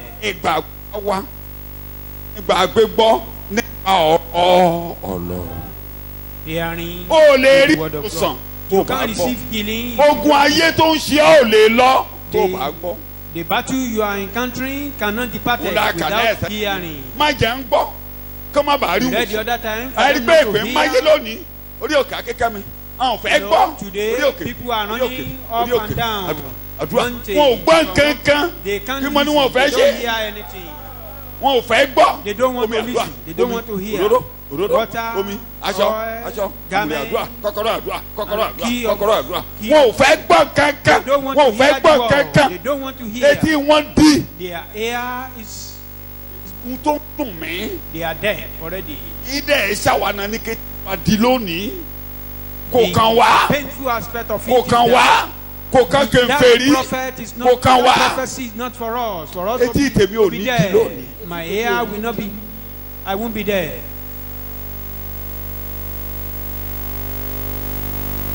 So, nítorí náà. For this reason. Kẹ́kọ̀ọ́ yìí o. For a better understanding of this sermon. Mo wá lọ sábẹ́ ẹ̀kọ́. I'm going to today's sermon. Àkókò tìrẹ rèé. This is your own time. Sọ bẹ́ẹ̀, àkókò tèmi nìyí. Tell yourself, this is my own time. Àkókò tèmi nìyí. This is my own time. Màá rí ìrànlọ́wọ́ gbà lónìí. I receive help today. Àkókò tèmi nìyí. This is my own time. Màá rí ìrànlọ́wọ́ gbà lónìí. Màá rí ìrànlọ́wọ́ gbà lónìí. Isaiah 49. Ìwé Isaiah orí kọkàndínláàdọ́ta. Isaiah náà ló tún ké. He cried. Tó tún láyà bí èdè Paul tó ké. Ẹsẹ̀ ìkẹjọ the message ní kẹ́ẹ̀tì ká. Ó clear ní gbogbo èdè o ẹ lè ka Yorùbá. Bẹ̀tẹ̀ èdè tí mo fẹ́ lò wà mẹ́. Èdè tí mo fẹ́ lò wà mẹ́. Ká Yorùbá ẹsẹ̀ ìkẹjọ 49. Báyìí ni Olúwa wí. Bẹ́ẹ̀ni. Ní àkókò ìtẹ́wọ́gbà èmi ti gbọ́ tìrẹ. Bẹ́ẹ̀ni. Àti ní ọjọ́ ìgbàlà mo sì ti ràn ọ́ lọ́wọ́. Tó gbọ́ bẹ́ẹ̀ yẹn. Àkókò ìtẹ́wọ́gbà. Acceptable time. Àkókò ìgbàlà. The time of salvation. Ọjọ́ ìtẹ́wọ́gbà. The day Israeli. of substance. Màá gbọ́ tiẹ̀. Israelite, I will lọ́jọ́ listen to ìgbàlà. you. In the day of màá ràn salvation, ọ́ lọ́wọ́. I will help you. Èmi ó sì pa ọ́ mọ́. Màá pa ọ́ mọ́. Èmi ó sì fi ọ́ ṣe májẹ̀mú àwọn ènìyàn. Ọjọ́ ìgbàlà ń bọ̀ o. The day of salvation is ọjọ́ ìtẹ́wọ́gbà ń bọ̀ o Israeli. Acceptable time is coming Sọtẹ́lẹ̀ ni o for Israeli. prophecy. Ọjọ́ ìgbàlà ń bọ̀ o. The day of your salvation ọjọ́ is coming. ìtẹ́wọ́gbà ń bọ̀ o. The day of acceptance is coming. Lọ́jọ́ ìgbàlà yẹn And that màá day of wá salvation, gbóhùn àdúrà rẹ. I will answer your prayer. Lọ́jọ́ ìtẹ́wọ́gbà màá ràn ọ́ lọ́wọ́. Wà á rí ìrànlọ́wọ́ gbà. You will receive help. Ìgbà tẹ́mi bá ti ń tẹ́wọ́ gba ènìyàn. When I'm accepting people, Gbọ́ tiẹ̀. I will listen to you. Tí mo bá ti ń tẹ́wọ́ gba gbogbo When àgbáyé. I'm accepting the whole world, I will listen to you. Àkókò kan mo fẹ́ tẹ́wọ́ gba gbogbo ènìyàn. The time is Tó coming. bá I ti will ń tẹ́wọ́ gba accept all ènìyàn the sọ́dọ̀ people. ara mi. When I'm Màá accepting gbọ́ them, tiẹ̀. I will listen to you. Ní ọjọ́ tí mo bá ti ń gbà nílà. In the day I say, Wà á rí ìrànlọ́wọ́ gbà. you will receive help. God also says. Yes. When the time's ripe. When the time is ripe. Nígbà tí àkókò bá kún. I will answer you. There is a ripe time. Àkókò kíkún bọ̀. When victory is due. When there is victory, people become victorious. I help you. I will help you. You I become form you victorious. and use you to I reconnect will the people use you. with me. I will To use you. put the land Hello. in order. Ó ti tó ẹ̀kọ́ là ń ṣe We inú are ẹ̀kọ́ là ti ń preaching. rí gbàlà. It is in the sermon Bàbá wa that Paul we ló wá see láyà salvation. tó wá ṣàlàyé fún wa wípé Our Father Paul Ohun is so tá bold Isaiah now wí, explaining kí ló what ṣe Isaiah kàn wá said. How are we kí ló concerned ṣe about tá a that? bá ti sọ̀rọ̀ iṣẹ́ látàárọ̀ When we are kí talking ló of kàn ọ́ Israel, ṣé what Israẹli is ni your ọ́ business ni with Israelite? kí ló wá kàn ọ́. How are we concerned about Kọ́ríńtì that? kejì 2 Corinthians orí ìkẹfà chapter 6 ẹsẹ̀ ìkejì verse 2. Nítorí ó wí pé jẹ́ kán ṣí o Kọ́ríńtì kejì. 2 Corinthians 6 orí verse ìkẹfà 2. ẹsẹ̀ ìkejì. tó tẹ bá gẹ̀rẹ́dẹ́ yan bíbélì tẹ́ ẹ bá sọ̀rọ̀ ẹ máa ṣe pèlè ra yín lórí kí ló ṣe kàn wá orí ìkẹfà ẹsẹ̀ ìkejì bíbélì sọ̀rọ̀. 2 Corinthians 6 verse 2. èmi ti gbóhùn rẹ lé àkókò ìtẹ́wọ́gbà. Paul wá ń sọ pé Paul is now telling us ìsọtẹ́lẹ̀ ti jáde lẹ́nu Àìsáyà pé ó has wí gone out pé from Isaiah that he said. kí ló bá débẹ̀ padà What sẹ́sẹ̀ from ìkíní about that? Come padà to sẹ́sẹ̀ verse ìkíní. 1. ǹjẹ́ bí alábàáṣiṣẹ́pọ̀ pẹ̀lú rẹ̀. ẹ̀yin tí ó wá ń bá wa ṣiṣẹ́ Olúwa Those who are working nísìnyí together Àwa bẹ̀ yín. with us. ẹ máa gbọ́ o ẹ̀yin tẹ́ ẹ bá ti wá ń darapọ̀ mọ́ sẹ́yìn When you rere identify with tẹ́ ẹ the bá wa gospel, kọ́ wọ́n rìn You are Paul ní complaining. mo bẹ̀ Paul yín said, I kí ẹ má beseech ṣe gba oore you. ọ̀fẹ́ Ọlọ́run lásán. oore ọ̀fẹ́ tá a Don't fún yín receive the mọ̀mọ́ grace gbà of lásán God. o. Laboring together. Don't frustrate it. Don't frustrate it. Ẹ má gbà You lásán, can ẹ má frustrate the bà grace jẹ́. of God. Laboring together as God's fellow workers with him. Then we beg of you not to receive the grace of God. You have been receiving in vain. Christ. Don't receive Ẹ it fi in ń vain. gbà á, ṣùgbọ́n Má ẹ má jẹ́ kó gbà dasán. That merciful Ètò Ọlọ́run ní dasán nú ayé mi. The Wí bẹ́ẹ̀ síra plan of rẹ̀. God will not be in vain in my life. Ìyẹn ni pé wá ṣọ́ọ̀ṣì àwánú. Èsì tó olóògbà a jẹ́ pé ó dasán. It means all you receive Torí àkọọ́lẹ̀ ti is wà. in Kí vain. làkọọ́lẹ̀ tó wà? That plan is in vain in you. Ọjọ́ kan bọ̀, màmá What is the àtẹ́wọ́ gbà ẹ̀. document? A day is Màmá coming, àtẹ́wọ́ gbà I will ẹ̀. accept you. Paul wá ní. Paul said, Ìgbà wo ni ijọ́ ìtẹ́wọ́gbà? When will Ó yá, that, ẹsẹ̀ kejì. when is that Ẹsẹ̀ acceptance Ìgbà wo time? ni ọjọ́ ìgbà? Verse 2. For it says, Yes. in the time of favor, Yes. of an assured welcome. Oh God, oh God. The time of favour, ojúrere, Ní ojúrere, àkókò ojúrere. ojúrere. Nígbà tí àwọn ọ̀run ṣílẹ̀kùn pé mo When fẹ́ ṣàánú the fáwọn heavens tèmi open the ó. door that I want to have mercy on whom I will Mo have, fẹ́ ràn have àwọn mercy. tí ò lágbára I lọ́wọ́. want to help the weak. Ojúrere, ohun tí Favour. ẹ̀ lẹ́tọ̀ sí. What you Mo don't fẹ́ have kó right jẹ́ to. tiẹ̀. I want Ohun it to tí be ẹ̀ yours. yẹ fún. Mo What fẹ́ you are kẹ́rì. not worthy of. I want you Ojúrere, to receive ipò it. tẹ́ ẹ̀ lérò pé Favour. èdè. The Mo fẹ́ position gbé you yín never débẹ̀. expect you can Ohun get tí ẹ̀ to. lágbára I want to láti take ṣe. you there. What Mo you fẹ́ don't kó have ṣeé power to ṣe. do, I want it to Ibi tẹ́ ẹ̀ rò possible. pé ẹ lè dé. Where you don't ever Àkókò think tí you mo can fẹ́ get gbé to. èèyàn débẹ̀. This is the time I want to take you there. Are you listening to me? Ṣé ẹ̀ ń gbọ́ mi? Are you listening to me? Ṣé ẹ̀ ń gbọ́ mi? Ojúrere, Favour. ohun tó tọ́ sí. What you are Ohun tó not yẹ worthy sí. of. Àkókò kan wọ̀ tí màá máa fún ẹni There tí is ò a tọ́ sí. time I will give Ẹni it tí to ò yẹ you. màá fún. Those who are not Ẹni tí ò worthy, I lágbára will give máa unto sọ́dà them. lágbára. The weak, I make them strong. Ipò tí èèyàn rò pé òun lè dé màá gbé Position débẹ̀. you never envisage, I will take you there. Àkókò kíní kan welcome ó yá mo ń gbọ́ assurance welcome ó yá ó ti sùn bẹ́ẹ̀ tí. Of an assured welcome, Assured welcome. I have listened Oh!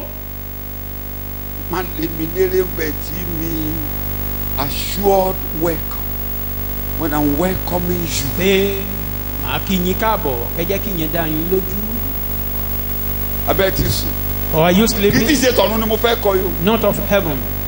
Àkìwá ẹ kú àbọ̀ You'll be welcome. sílé. Mo ń kí yín kú àbọ̀ sí òkè Síónì.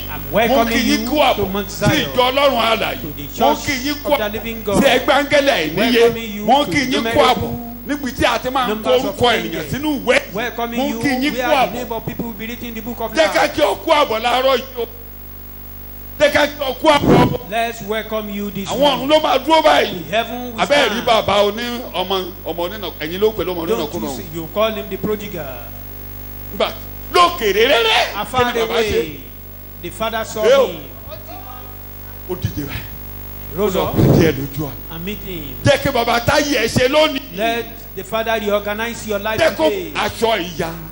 Aṣọ Let him remove aṣọ all ìbàjẹ́. the garment of his Twice. the garment of Jẹ́ kán bọ́ lọ́rùn rẹ remove lónìí. from you today. Bàbá ń wo lókèrè rẹ́rẹ́. His father saw Àkókò him tí afar a kí ọ away. kú àbọ̀ sílé That ògo. they will welcome you to the Pé o glorious wọnú hope gbàlà. that you are saved, O bọ́ lọ́wọ́ ìṣẹ́. free from sin. Ọjọ́ búburú á lọ. Evil day will Ọjọ́ be ìnira á lọ. day of affliction. Ọjọ́ ìbàjẹ́ á lọ. Day of corruption be departed. à ń kí ọ káàbọ̀ ní òní sínú ìjọsìn bànújẹ́ rọra tẹkùn Jẹ́ tiẹ̀ mọ̀. kí o dé bá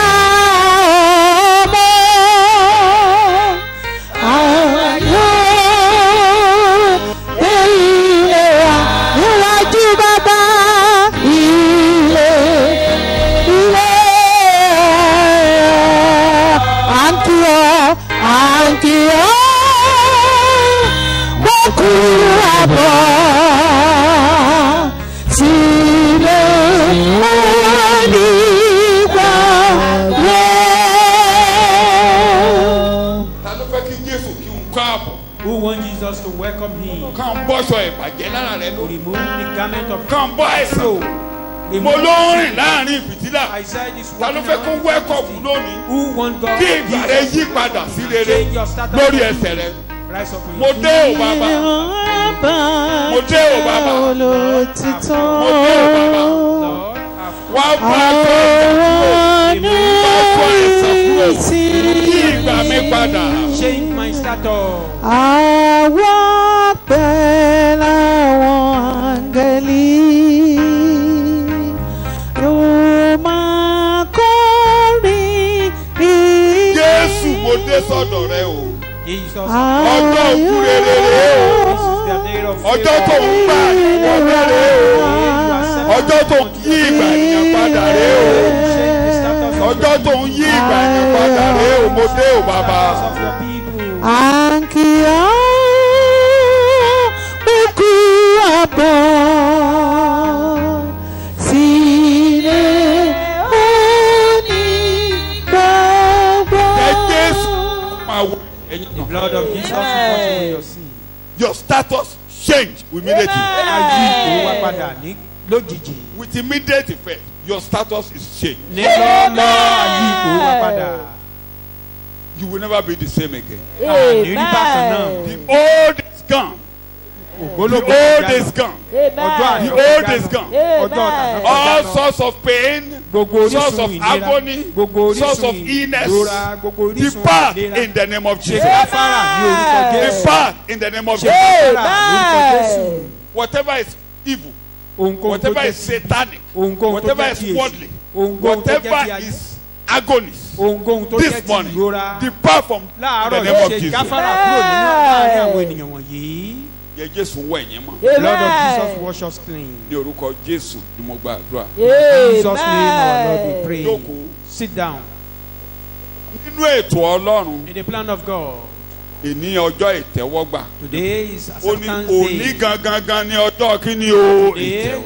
Acceptance day. Ní ọjọ́ tí mo wá ń gbà yàn wọlé yẹn. In the day I'm accepting you. Mo máa rí pé mo ràn ọ́ lọ́wọ́. I will make sure I help you. Gbogbo ẹ̀yin tó bá ti tọ̀ mí wá màá ràn yín lọ́wọ́. All those who come to me, I will help you. Ta ló fẹ́ ràn lọ́wọ́ láàárọ̀ yìí? Who need the help of God today? Tó mọ̀ pé Ọlọ́run ń gbà ní wọlé lónìí. You know God is accepting people today. Bó ṣe nawọ́ yẹn. As you raise up your hand. Díjú ẹ. Close your heart. Lórí kókó yìí o. On this point. Lórúkọ Jésù. Lord help me. Wíbẹ̀ lẹ́ẹ̀mẹ́ta. Lórúkọ Jésù. The name of Jesus. Lórúkọ Jésù. Jesus. Lórúkọ Jésù. Jesus name. Òní ọjọ́ ìtẹ́wọ́gbà ràn mí lọ́wọ́. Ràn mí lọ́wọ́ lórí kókó yìí. Dárúkọ kíní yẹn. Lórí kókó yìí. Ràn mí lọ́wọ́.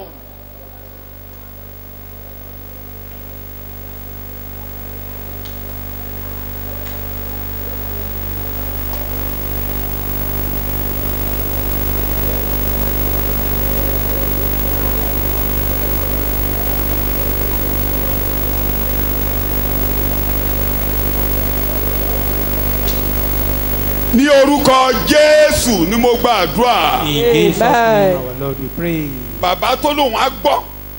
The Father that said that He will hear our prayer. À ń gbàdúrà ní orúkọ kan. We are praying. Tó borí gbogbo orúkọ. Overcome every other. Lórí kókó tí àwọn ọmọ rẹ fẹnu kàn. That your children have mentioned. Mi ò lè sọ gbogbo rẹ̀ wọ́n nìkan ló mọ̀. I can't mention them all, but you know them all. Ṣùgbọ́n láàárọ̀ yìí. For this morning. Gbọ́ àdúrà wọn. Amen. Ju bí ẹ ṣe gbàdúrà. More than our expectation. Ju bí ẹ ṣe béèrè. More than our request. Bẹ́ẹ̀ ni kó máa ṣe máa yẹn. Let them come to pass. Ju bí ẹ ṣe gbàdúrà. More than our prayer. Ju bí ẹ ṣe béèrè. More than our request. Ní orúkọ Jésù kó rí bẹ́ẹ̀ fún mi. In Jesus' name. Ní orúkọ Jésù mo gbàdúrà. Amen. Our Lord we pray. Lájú ẹ̀. Open your eyes. Ó ní ọjọ́ ìgbàlà. Only salvation. Said today is the day of salvation. Now is truly the time for a gracious welcome and acceptance of you from God. Ọlọ́run gbà ọ́ wọlé. Because Now is the time now of is the day of salvation. That day. Èní gan ni That ọjọ́ day. ìgbàlà. Ẹ̀kọ́ ò ní ní ìjìnà láàárọ̀ yìí. We will not move so far this morning. Kódà mo ti kọ́kọ́ da sí méjì gan. I Mo fa apá divided kejì it pamọ́. into two. Keep one part. Fọ́ká kejì pamọ́. I keep just one part. Kí lọ ọjọ́ òní ni mo fẹ́ tó. What is today? Ṣùgbọ́n What I want òní to mention. ọjọ́ ìgbàlà. A day of salvation. Ọjọ́ kí ni mo pè? A day of salvation. N bá sọ pé ìgbàlà. When I'm talking of Jẹ́ kí n salvation, lo the Greek word soteria. that is the Greek word soteria. That is ìgbàlà nínú ohun gbogbo. Salvation in all Ìkíní ramifications. ìgbàlà lọ́wọ́ agbára ẹ̀ṣẹ̀. From the power of sin. Ìgbàlà lọ́wọ́ ìdájọ́ Ọlọ́run lórí ẹ̀ṣẹ̀. Salvation from the judgment of God on sin. Ẹ máa gbèdè mi o. Pé kọ́lọ́run má dá mi lẹ́jọ́ mọ́. That God should not judge me again. Kẹ̀ṣẹ̀ má jọba lé mi lórí mọ́. That sin should not rule Òní over lọ me. ọjọ́ náà. Today is the Tí day ẹ̀ṣẹ̀ ò ní jẹ gàba lé that Ọlọ́run mọ́. sin will not rule over me Pé again. má tì mí kọlu Ọlọ́run Don't mọ́. push me against God anymore. Díjú ẹ̀. Òní lọ ọjọ́ Close your náà. eyes. Today is Tí the day ẹ̀ṣẹ̀ ò ní tì mí kọlu that Ọlọ́run. sin will no more Ò push ní me jẹ against gàba God. lé mi lórí You will mọ́. not rule over me again. Ò ní jẹ gàba lé mi You lórí. will no more rule my Òní ni life. ọjọ́ tọ́lọ́run ń gbani lọ́wọ́ Today ẹ̀dá is the ẹ̀ṣẹ̀. day of deliverance from Lọ́wọ́ sin, ẹ̀mí èdì tó ń dini. from the power, Lọ́wọ́ ìdájọ́. from Lọ́wọ́ the power of ìbínú contrary, Ọlọ́run. from the hand, from the power Kọ́lọ́run of má God. bínú sí mi mọ́ That látò. God will no more be angry with Òní me. lọ ọjọ́ náà tọ́lọ́run ò ní bínú sí mi. Today is the day. Ní orúkọ Jésù ní àgbàdo. In Jesus' name we pray. Ìgbàlà ni mò ń túmọ̀ o. We are talking to him. We are trying to Ìgbàlà. interpret salvation. Lọ́wọ́ ikú ọ̀run àpáàdì. Salvation from hell. Pé téèyàn kan bá ti gbọ́ ọ̀rọ̀ mi lónìí. Once Tó anyone tẹ̀lé hear my mi word wá. today and follow me, Mi ò ní dalẹ́jọ́. come unto me, I will not judge you. Oore ikú. Cross over from Ó there kọjá sí ìyè. to life. Pé Olúwa That mo Lord, dé òní lọ ọjọ́ náà. I've come today is Tí the ikú ò day. ní jọba lé mi lórí mọ́. Death Sọ will no bẹ́ẹ̀ more rule ikú ò over my ní life. jọba lé mi lórí Death mọ́. will no more rule over my Ikú ò ní life. ṣàkóso ayé mi mọ́. Death will no rule over my Mi life. ò ní again. wọ̀run àpáàdì I lẹ́yìn will ìgbà má no kú more go ọ̀dáyé. to hell. Ọjọ́ After ìgbàlà my ń departure rèé. from this world, today is the day of Ọjọ́ salvation. ìgbàlà ń rèé. This is the day of Ọjọ́ salvation. ìgbàlà ń rèé. This is the day of salvation. Mo dì mọ́ omi òpè mẹ́gbọ́dọ̀ wọná mọ́ I o. to you, I mustn't go to Jésù hell again. Olúwa wa.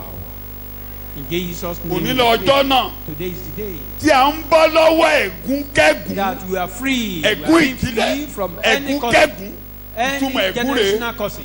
The meaning of curse is Àwọn gbólóhùn some tó pronouncement ti wọnú afẹ́fẹ́ that tó has ti wà entered lórí into the ilẹ̀. atmosphere that is upon Tó the jẹ́ pé tán land. bá ti lè bí ọ sórí ilẹ̀. Once you are born into Tó this bá ti ń land, dàgbà lórí ilẹ̀ yẹn. as you are growing Wàá up, máa ṣe lòdì sí rere. you will be running contrary to good things.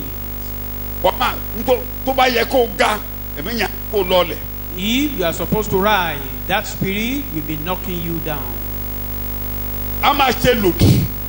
Will be doing contrary. Téèyàn bá bímọ ó lè ní kó má bímọ ó lè ní kó má bá bí kú. If somebody Ègún ni. is traveling, you may not allow him to have life back. But Ó lè ní kó máa silver, tọrọ. Ó lè ní káìsàn kan máa bá ọjà. he may command a particular sickness to be running Ó your lè ní. system. Ẹ ní dàgbà jù báyìí ibi tẹ́ ẹ máa dé tẹ́ ẹ máa kú rè. He may limit your growing. Ibi tẹ́ ẹ máa kú nínú That rè. is your age. He may put Àárẹ̀ an nìkan ló lè age yí limit in the tó máa particular dẹ́ṣẹ̀. family. Àìsàn ni wọ́n máa fi dá. Tẹ́ bá ti ń dàgbà tẹ́ bá ti dé séèjì. When Àìsàn á you wọnú see some ayé yín nínú ilé yìí. Get Ẹ into lè a máa ṣe. particular, he put an age limit. Ẹ gbọ́dọ̀ yọ ọ́nú ilé yìí o. You Ẹ gbọ́dọ̀ must- yọ. Jọ́ tẹ́ bá ti ṣe wọn ayọ̀ There kúrò máa shouldn't sí be lórí. anything joyful in that family.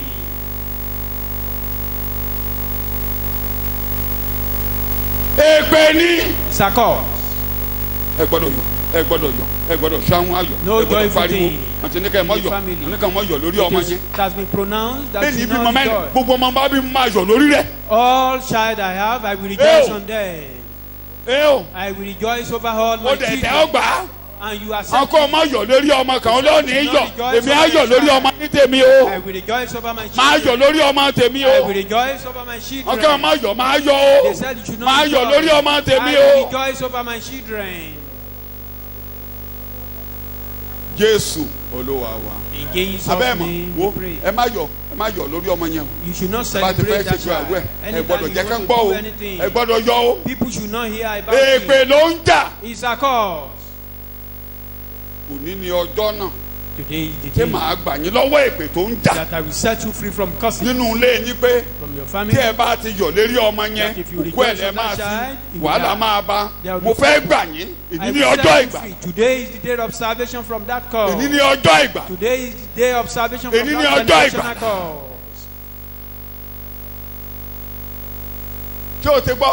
You hear me? Imagine some pronouncement from your family background. Some you may not know. It's none of your business. You don't need to know it. All I know is the father eat unripe fruit. It will not be set on the head. It is father that ate unripe fruit. My teeth will not be set on the head. My teeth will not be set on the head. It is the father that ate unripe fruit. My teeth will not be set on the edge.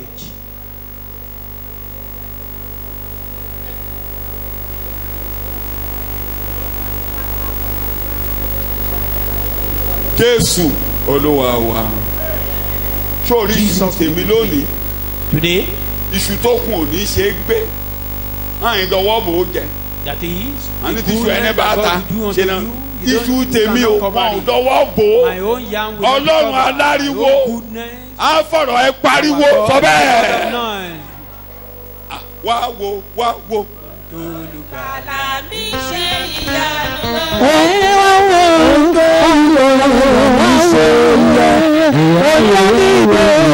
Alágbàwí alákòókò owó ní sàn ó gbà níra ohun tí ní sílẹ̀.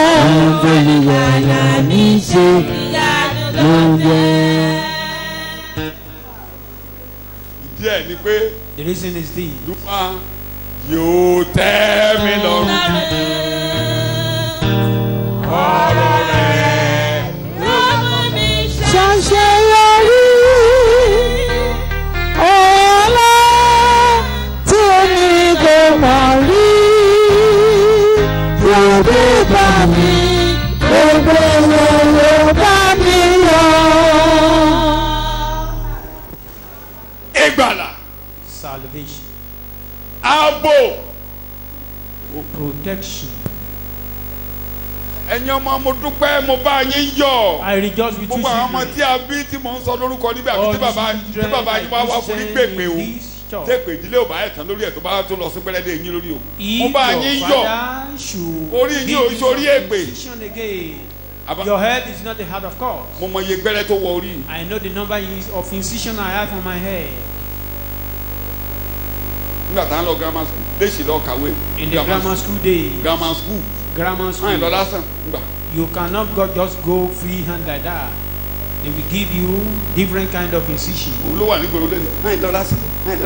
Ó yá gómìn àdúrà. That is what they are still doing today. Take this along. Ìgbàlà lọ́wọ́ mọ̀nàmọ́ná. Kí ni mo gbé ìgbàlà? Salvation from all those rubbish. Ìdí ẹ̀ ni pé Olúwa ni ààbò wa.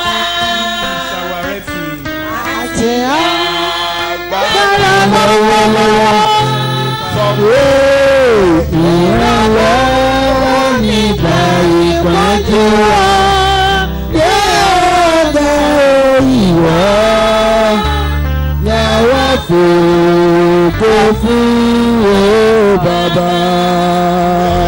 Kókó mọ̀ yẹn àtẹ̀wá máa dún wọ̀ pẹ̀lú ẹ̀ àtẹ̀wá máa dún wọ̀ pẹ̀lú ẹ̀ ẹ̀sà 61. Ìgbàlà ni Olúwa yàn ní ààbò. Ìgbàlà ni Olúwa yàn ní ààbò. Ìgbàlà ni Olúwa yàn fún òdì. Ìgbàlà ni Olúwa yàn fún ààbò. Kókó mọ̀ yẹn gbé dáadáa. Ó yá ẹ fàtẹ́wọ́lẹ̀ kókó mọ̀.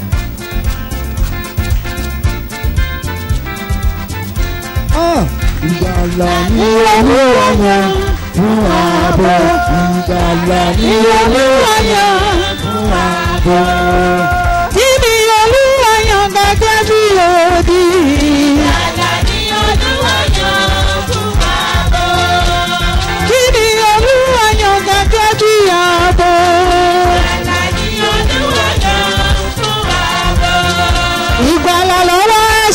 àti ọ̀rọ̀ àpàdé. Àpàdé Olúwa yàn fún ààbò. Ìgbàlà lọ́wọ́ ikú àti ẹ̀kún pátá. Ìgbàlà ní Olúwa yàn fún ààbò. Hallelujah. Hallelujah. Hallelujah.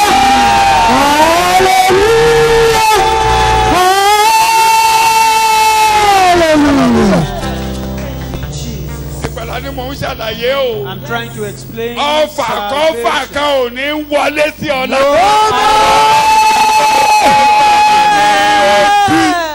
Ìgbàlà ni odi. Ìgbàlà ni ààbò. Isaiah 26. Ìwé Àìsáyà orí kẹrìndínlọ́gbọ̀n ẹsẹ̀ ìkíní rẹ̀. Ó dáa, mo ti pátì ìkíṣọ́ ló máa jáde. Omi ru lọ́kàn mi, omi rẹ̀ jẹ́ ká fẹ́. Ní ọjọ́ náà ilẹ̀ ọkọrin yìí ní ilẹ̀ Júdà. Òní ni ọjọ́ náà. Àwa ní ìlú agbára. Àti ní ìlú kan agbára ló wà ní ìlú yẹn. Ìgbàlà lé Ọlọ́run yóò yàn Ìlú fún orí àti ààbò. ìlú ìlú bí tá a wà.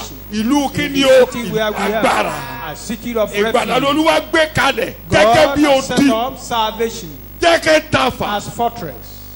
Let them see the arrow. Salvation will defend it. Torí òdodo rẹ̀ ló gbé wọ̀ wá. Because his righteousness kò sọ ìjà kan. No weapon. Tí a ṣe sí yín. Fashions tí yóò lè ṣe nǹkan. We do anything. Gbogbo ahọ́n tó bá dìde sí. Every tongue that rises up against you will become nínú ìlú ìgbàlà. In the city of refuge. Ìlú kí ni mo pè é? Ìlú ìgbàlà. Ìlú kí ni mo pè é? Ìlú ìgbàlà. Bó ló jẹ fún wa lọ́sàn-án. Olùgbèjà wa ní lórí. Ọ̀tá kò lè darí ọba wa. Àbò nínú ìdí ìpọ́jù. Jésù ni. Jésù ni àpótí ọ̀rọ̀ rẹ̀. Ayẹyẹ.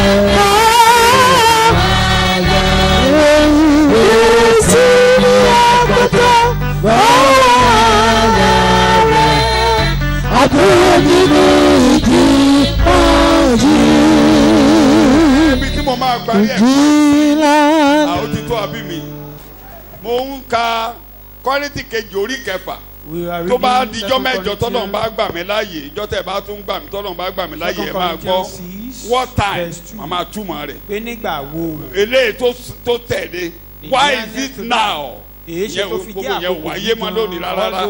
Ṣùgbọ́n kí mi parí pé ní ọjọ́ ìgbàlà tí ìgbàlà jẹ́ lẹ́jọ́ yẹn. Kí ló wọ́n á ṣe fún wa lọ́jọ́ ìgbàlà? What will God do unto us? Kí ló á ṣe lọ́jọ́ ìgbàlà? What will God do in the day of bẹ́ẹ̀ tí o ti sùn.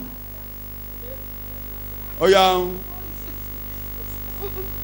bá mi dáhùn mọ̀mọ́ fún kẹ́ bóyá gbẹ̀ títí. For he says, in the time of favour of an assured welcome. Salvation mo dé o fẹ́ dáhùn padà. Nítorí ó wí pé èmi ti gbóhùn rẹ ní àkókò ìtẹ́wọ́gbà. Bẹ̀tí ló jẹ́ kí n lo 30 minutes o. Àti ní ọjọ́ ìgbàlà ni mo sì ti ràn ọ́ lọ́wọ́.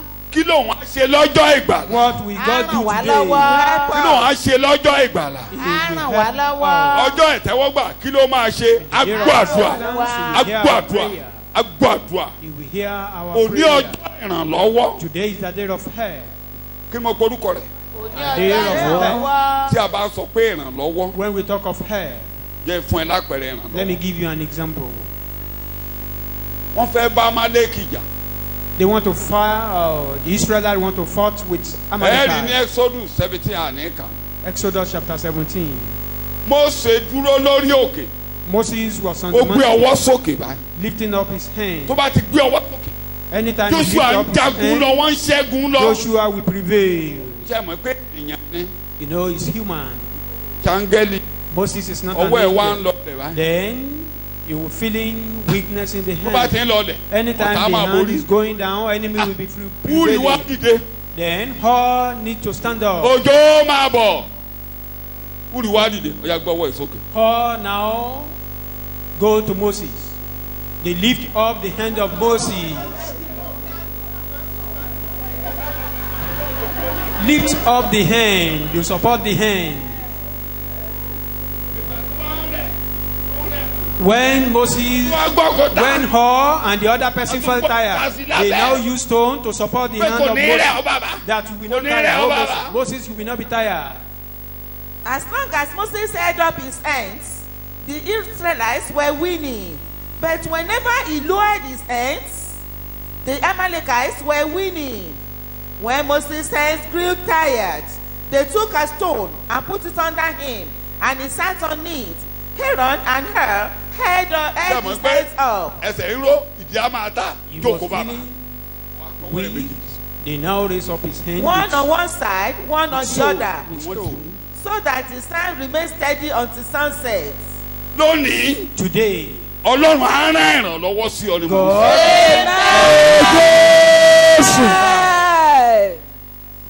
Ọwọ́ àìrí á jáde sórí ọ̀rọ̀. Ọwọ́ àìrí á jáde lórí ọ̀rọ̀. Ọwọ́ àìrí á jáde lórí ọ̀rọ̀. Ọwọ́ àìrí á jáde lórí ọ̀rọ̀. Invisible hand will manifest in your faith. Today is the day. Tó bá ti Jésù gbà mí, mo ti ń pariwo ẹ̀ látàárọ̀ bọ́ lọ́wọ́ ẹ̀ṣẹ̀ jẹ́kẹ́ jẹ̀wẹ̀ ọmọ. Be free from sin. Wọnú ètò ìgbàlà. Enter into the plan of Wọnú salvation. ọkọ̀ ìgbàlà. Enter into the ark of Tó bá ti salvation. wọnú ọkọ̀ ìgbàlà lónìí. Want to enter into Lọ́jọ́ that òní ark. o. Today. Ọkàn mi sí mi. Àjàyà mọ́. Ìdí ẹ̀. Alágbára ńlá lórí àbúrò rẹ̀. Ẹ̀wọ̀n àfẹ́dúrà ṣọ́kọ̀ ẹni ìsàlẹ̀. Lórí ẹ̀ṣẹ́gun lórí agbára ìṣe.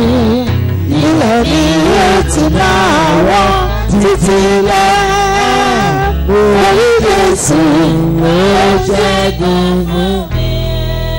Lónìí. Today. Tó ṣẹlẹ̀ sọ́tà ló fi kọrin yẹn o. What happened? Ṣùgbọ́n ní wọ gangan lónìí. But to you. Lónìí o. Today. Láti òní tó ti wọnú ètò yẹn. Henceforth. Má jẹ́ kẹ́rù bà ọ́ lórí ohunkóhun. Into that plan. Lórí Never be afraid ohunkóhun. of anything. Lórí ohun tó wù kó máa halẹ̀. Don't be afraid of Jẹ́ anything kẹ́ halẹ̀. threatening you. Let them Jẹ́ kẹ́ threaten. gbógun. Let them wage war. Sí mi lórí ẹ̀. Trust Lórí ẹ̀jẹ̀ in Him. lórí ètò Trust ìgbà. in that blood, on that salvation. Olúwa ń bẹ fún ọ gẹ́gẹ́ bí akẹni Ọlọ́run. God is with Lónìí o. you like a Lónìí mighty o. warrior. Today. Lónìí o. Today. Ọjọ́ ìrànlọ́wọ́. A day of help. Kí ni mo pọjọ́ òní? Ọjọ́ ìrànlọ́wọ́. Of help. Tó bá ti débi tó há. When you get to a place where things are Gbójú ẹ tough, sókè. lift up your eye. Orúkọ Jésù olùgbàlà. Call the name of Jesus. Ìrànlọ́wọ́ àtọ̀run wá. Ahead, come down. Nítorí náà ẹ jẹ́ kí a wá síbi ìtẹ́ oore ọ̀fẹ́ pẹ̀lú ìgboyà kí a lè rí àánú gbà kí a sì rí oore ọ̀fẹ́ láti máa ran ni lọ́wọ́. Lónìí lójú èní Today. tí Jésù ń bẹ lọ́wọ́ That Jesus ló is in the tún right gbà hand ní of láì. God. He's saving. Irọ́.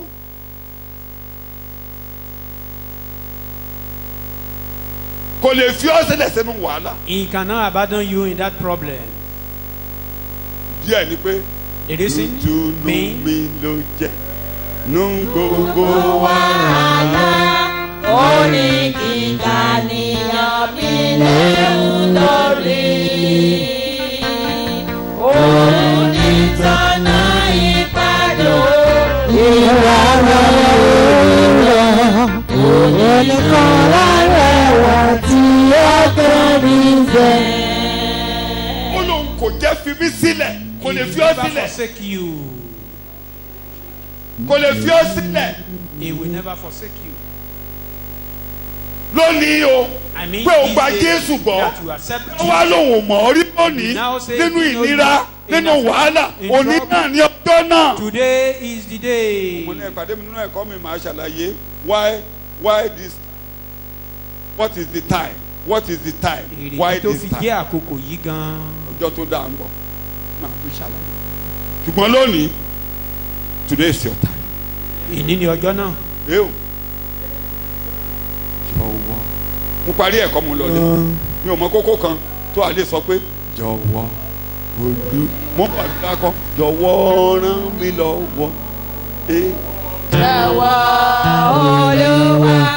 Jọ̀wọ́ ràn mí lọ́wọ́ bàbá. Jọ̀wọ́ Olúwa. Jọ̀wọ́ ràn mí lọ́wọ́. Mo fẹ́ gbéyàwó bàbá. Mo fẹ́ lálàá bàbá. mo fẹ́ níṣẹ́ lọ́wọ́ bàbá mo fẹ́ fọ́mọ lọ́yàn bàbá lọ́wọ́ Olúwa bàbá lọ́wọ́ fún mi lọ́wọ́ jọ̀wọ́ Olúwa jọ̀wọ́ mi lọ́wọ́ jọ̀wọ́ Olúwa jọ̀wọ́ mi lọ́wọ́. Orúkọ Jésù pé mò ń fẹ́ Olúwa mo ń fẹ́ ìrànlọ́wọ́ ẹ̀. Olúwa mo ń fẹ́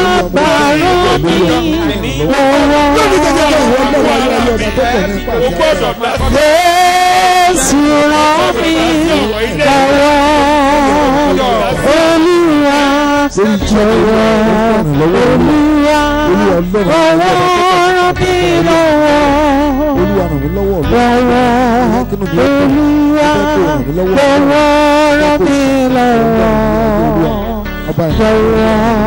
Olúwa ràn mí lọ́wọ́.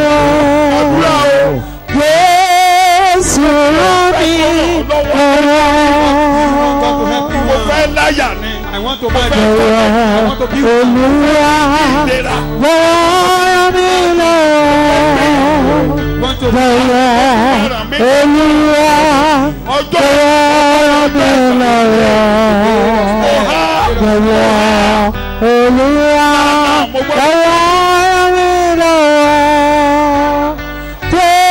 Jésù ràn mí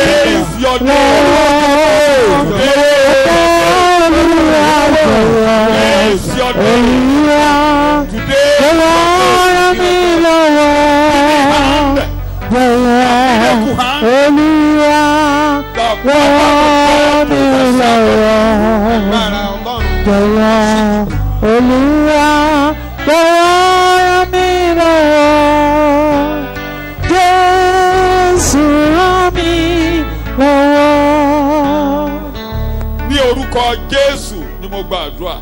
Amen. Mo tún pa láṣẹ ẹ̀yin lẹ sọ pé ẹ ń fẹ́ràn lọ́wọ́. In the name of Jesus, you said. Lórí gbogbo ohun tẹ́ ẹ dárúkọ Jésù lé. You've called the name of Jesus on. Pé ẹ ń fẹ́ràn lọ́wọ́. That you need help from. Torí òní ọjọ́ ìrànlọ́wọ́. Because today is the day of. Torí ẹ̀jẹ̀ ń bẹ lórí pẹpẹ. Because the blood is on the altar. altar. Ó ìdá májẹ̀mú. They cannot Ó break the ìdá covenant. májẹ̀mú. You can't break the Ó covenant. ìdá májẹ̀mú ọ̀sán àti You never òru. break the Ó covenant ìdá of májẹ̀mú night. òṣùpá àti You never òru. break the covenant Ó of sun lè dá and májẹ̀mú moon. pẹ̀lú Jésù. You cannot break the By covenant the of Jesus. immutability of your counsel Nípa ohun confirmed by àìlèyípadà Ado. méjì. Therefore this morning Láàárọ̀ yìí Olúwa. I'm commanding Mo pàṣẹ ní. help from above. Ìrànlọ́wọ́ àtòkè wá. Those thorny issues, Àwọn ohun tó le yìí. those high mountains, Àwọn òkè tó dàbí ẹni let tí ó them ga. become a plain.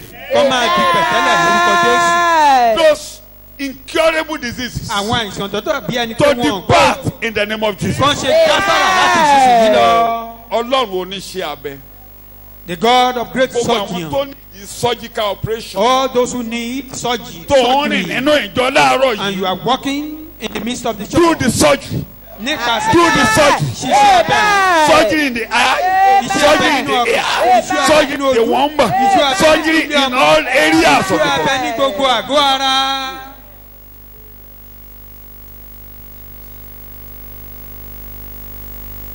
Ẹni tí ilẹ̀ le mọ́. Those who things are so Tó tall. ń gbìn tí ò kórè. They sow, they can't reap. Kélé yẹn kó delẹ̀ ọlọ́ràá. Fertile land.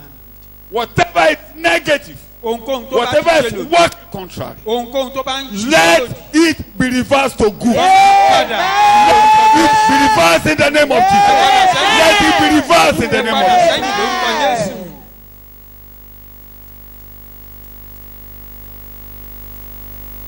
From this morning, Látàárọ̀ yìí lọ. what you have not been able to do, you Ohun will tó ní do. ipá láti ṣe. Ká má do. ká lè ṣe. You will do. Amen. What have been difficult for you, you will Àwọn do. tó dàbí ẹ̀kọ́ lé kó máa di ṣíṣe ṣe. Tẹ́ ẹ̀ tún lérò pé ẹ̀ dé Though láti where you àárọ̀ don't yìí expect you can get ìrànlọ́wọ́ á to. jáde sí yín. From this morning.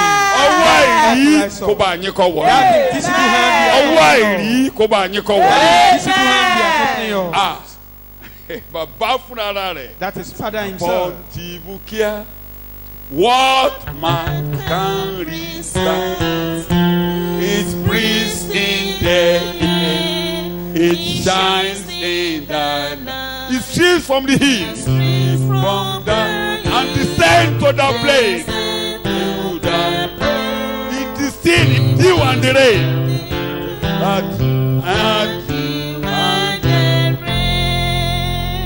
Olùtọ́jú ni mò ń bá sọ̀rọ̀. Kò síbi tí atẹ́gùn yìí gbà kọjá. Gbanú atẹ́gùn kọjá bàbá. Kò rẹ́ ìrànlọ́wọ́ sí àwọn kan. Ọlọ́run ìmọ́lẹ̀. The God of light. Gbanú ìmọ́lẹ̀ kọjá. Gbogbo ibi tí òkùnkùn wà. Let there be light. Let there be light. Let there be light. Let there be light. In the name of Jesus. In the name of Jesus. In the name of Jesus. In the name of Jesus. Let there be light.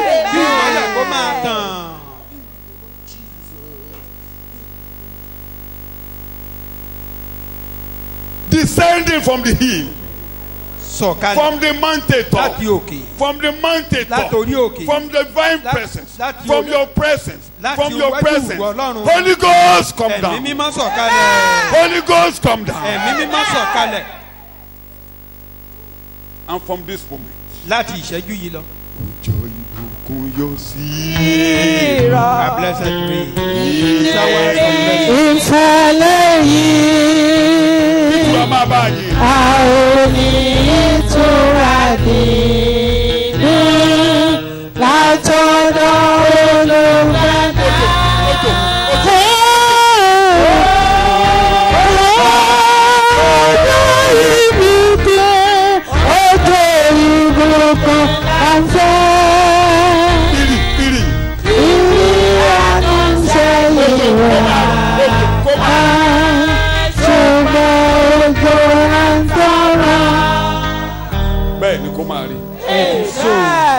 ní orúkọ Jésù ni mo gbàdúrà. Ṣé o lè sọ pé Olúwa o ṣe láàárọ̀ yìí? Can you say, Lord, thank you for this one? Ṣé o lè ká hallelujah mẹ́ta tó sanra dáadáa? Can you shout 3 hallelujah? Pé Olúwa Jésù o ṣe o, Jésù o ṣe o, Jésù o ṣe o, Jésù o ṣe o. Lóko sí Olúwa wa. Amen. Ìfẹ́ ti Ọlọ́run. Amen. Ìdàpọ̀ ti ẹ̀mí mímọ́. Amen. Bí olúkúlùkù wa ti ń lọ yìí kó máa bá wa lọ. Amen. Àánú Ọlọ́run kó máa bá wa lọ. Amen. Ojú rere Ọlọ́run kó má ṣe fi wá sílẹ̀. Amen. Ojú rere Ọlọ́run kó má ṣe fi wá sílẹ̀. Amen. Bí a ti ń lọ ní ọ̀nà wa gbogbo ká máa rí ìrànlọ́wọ́ gbà. Amen. Ká máa rí ìrànlọ́wọ́ gbà. Ká máa rí ìrànlọ́wọ́ gbà. Nígbà tá a bá padà wá ká ní ẹ̀rí. Jésù Kristi Olúwa wa. Amen. Amen.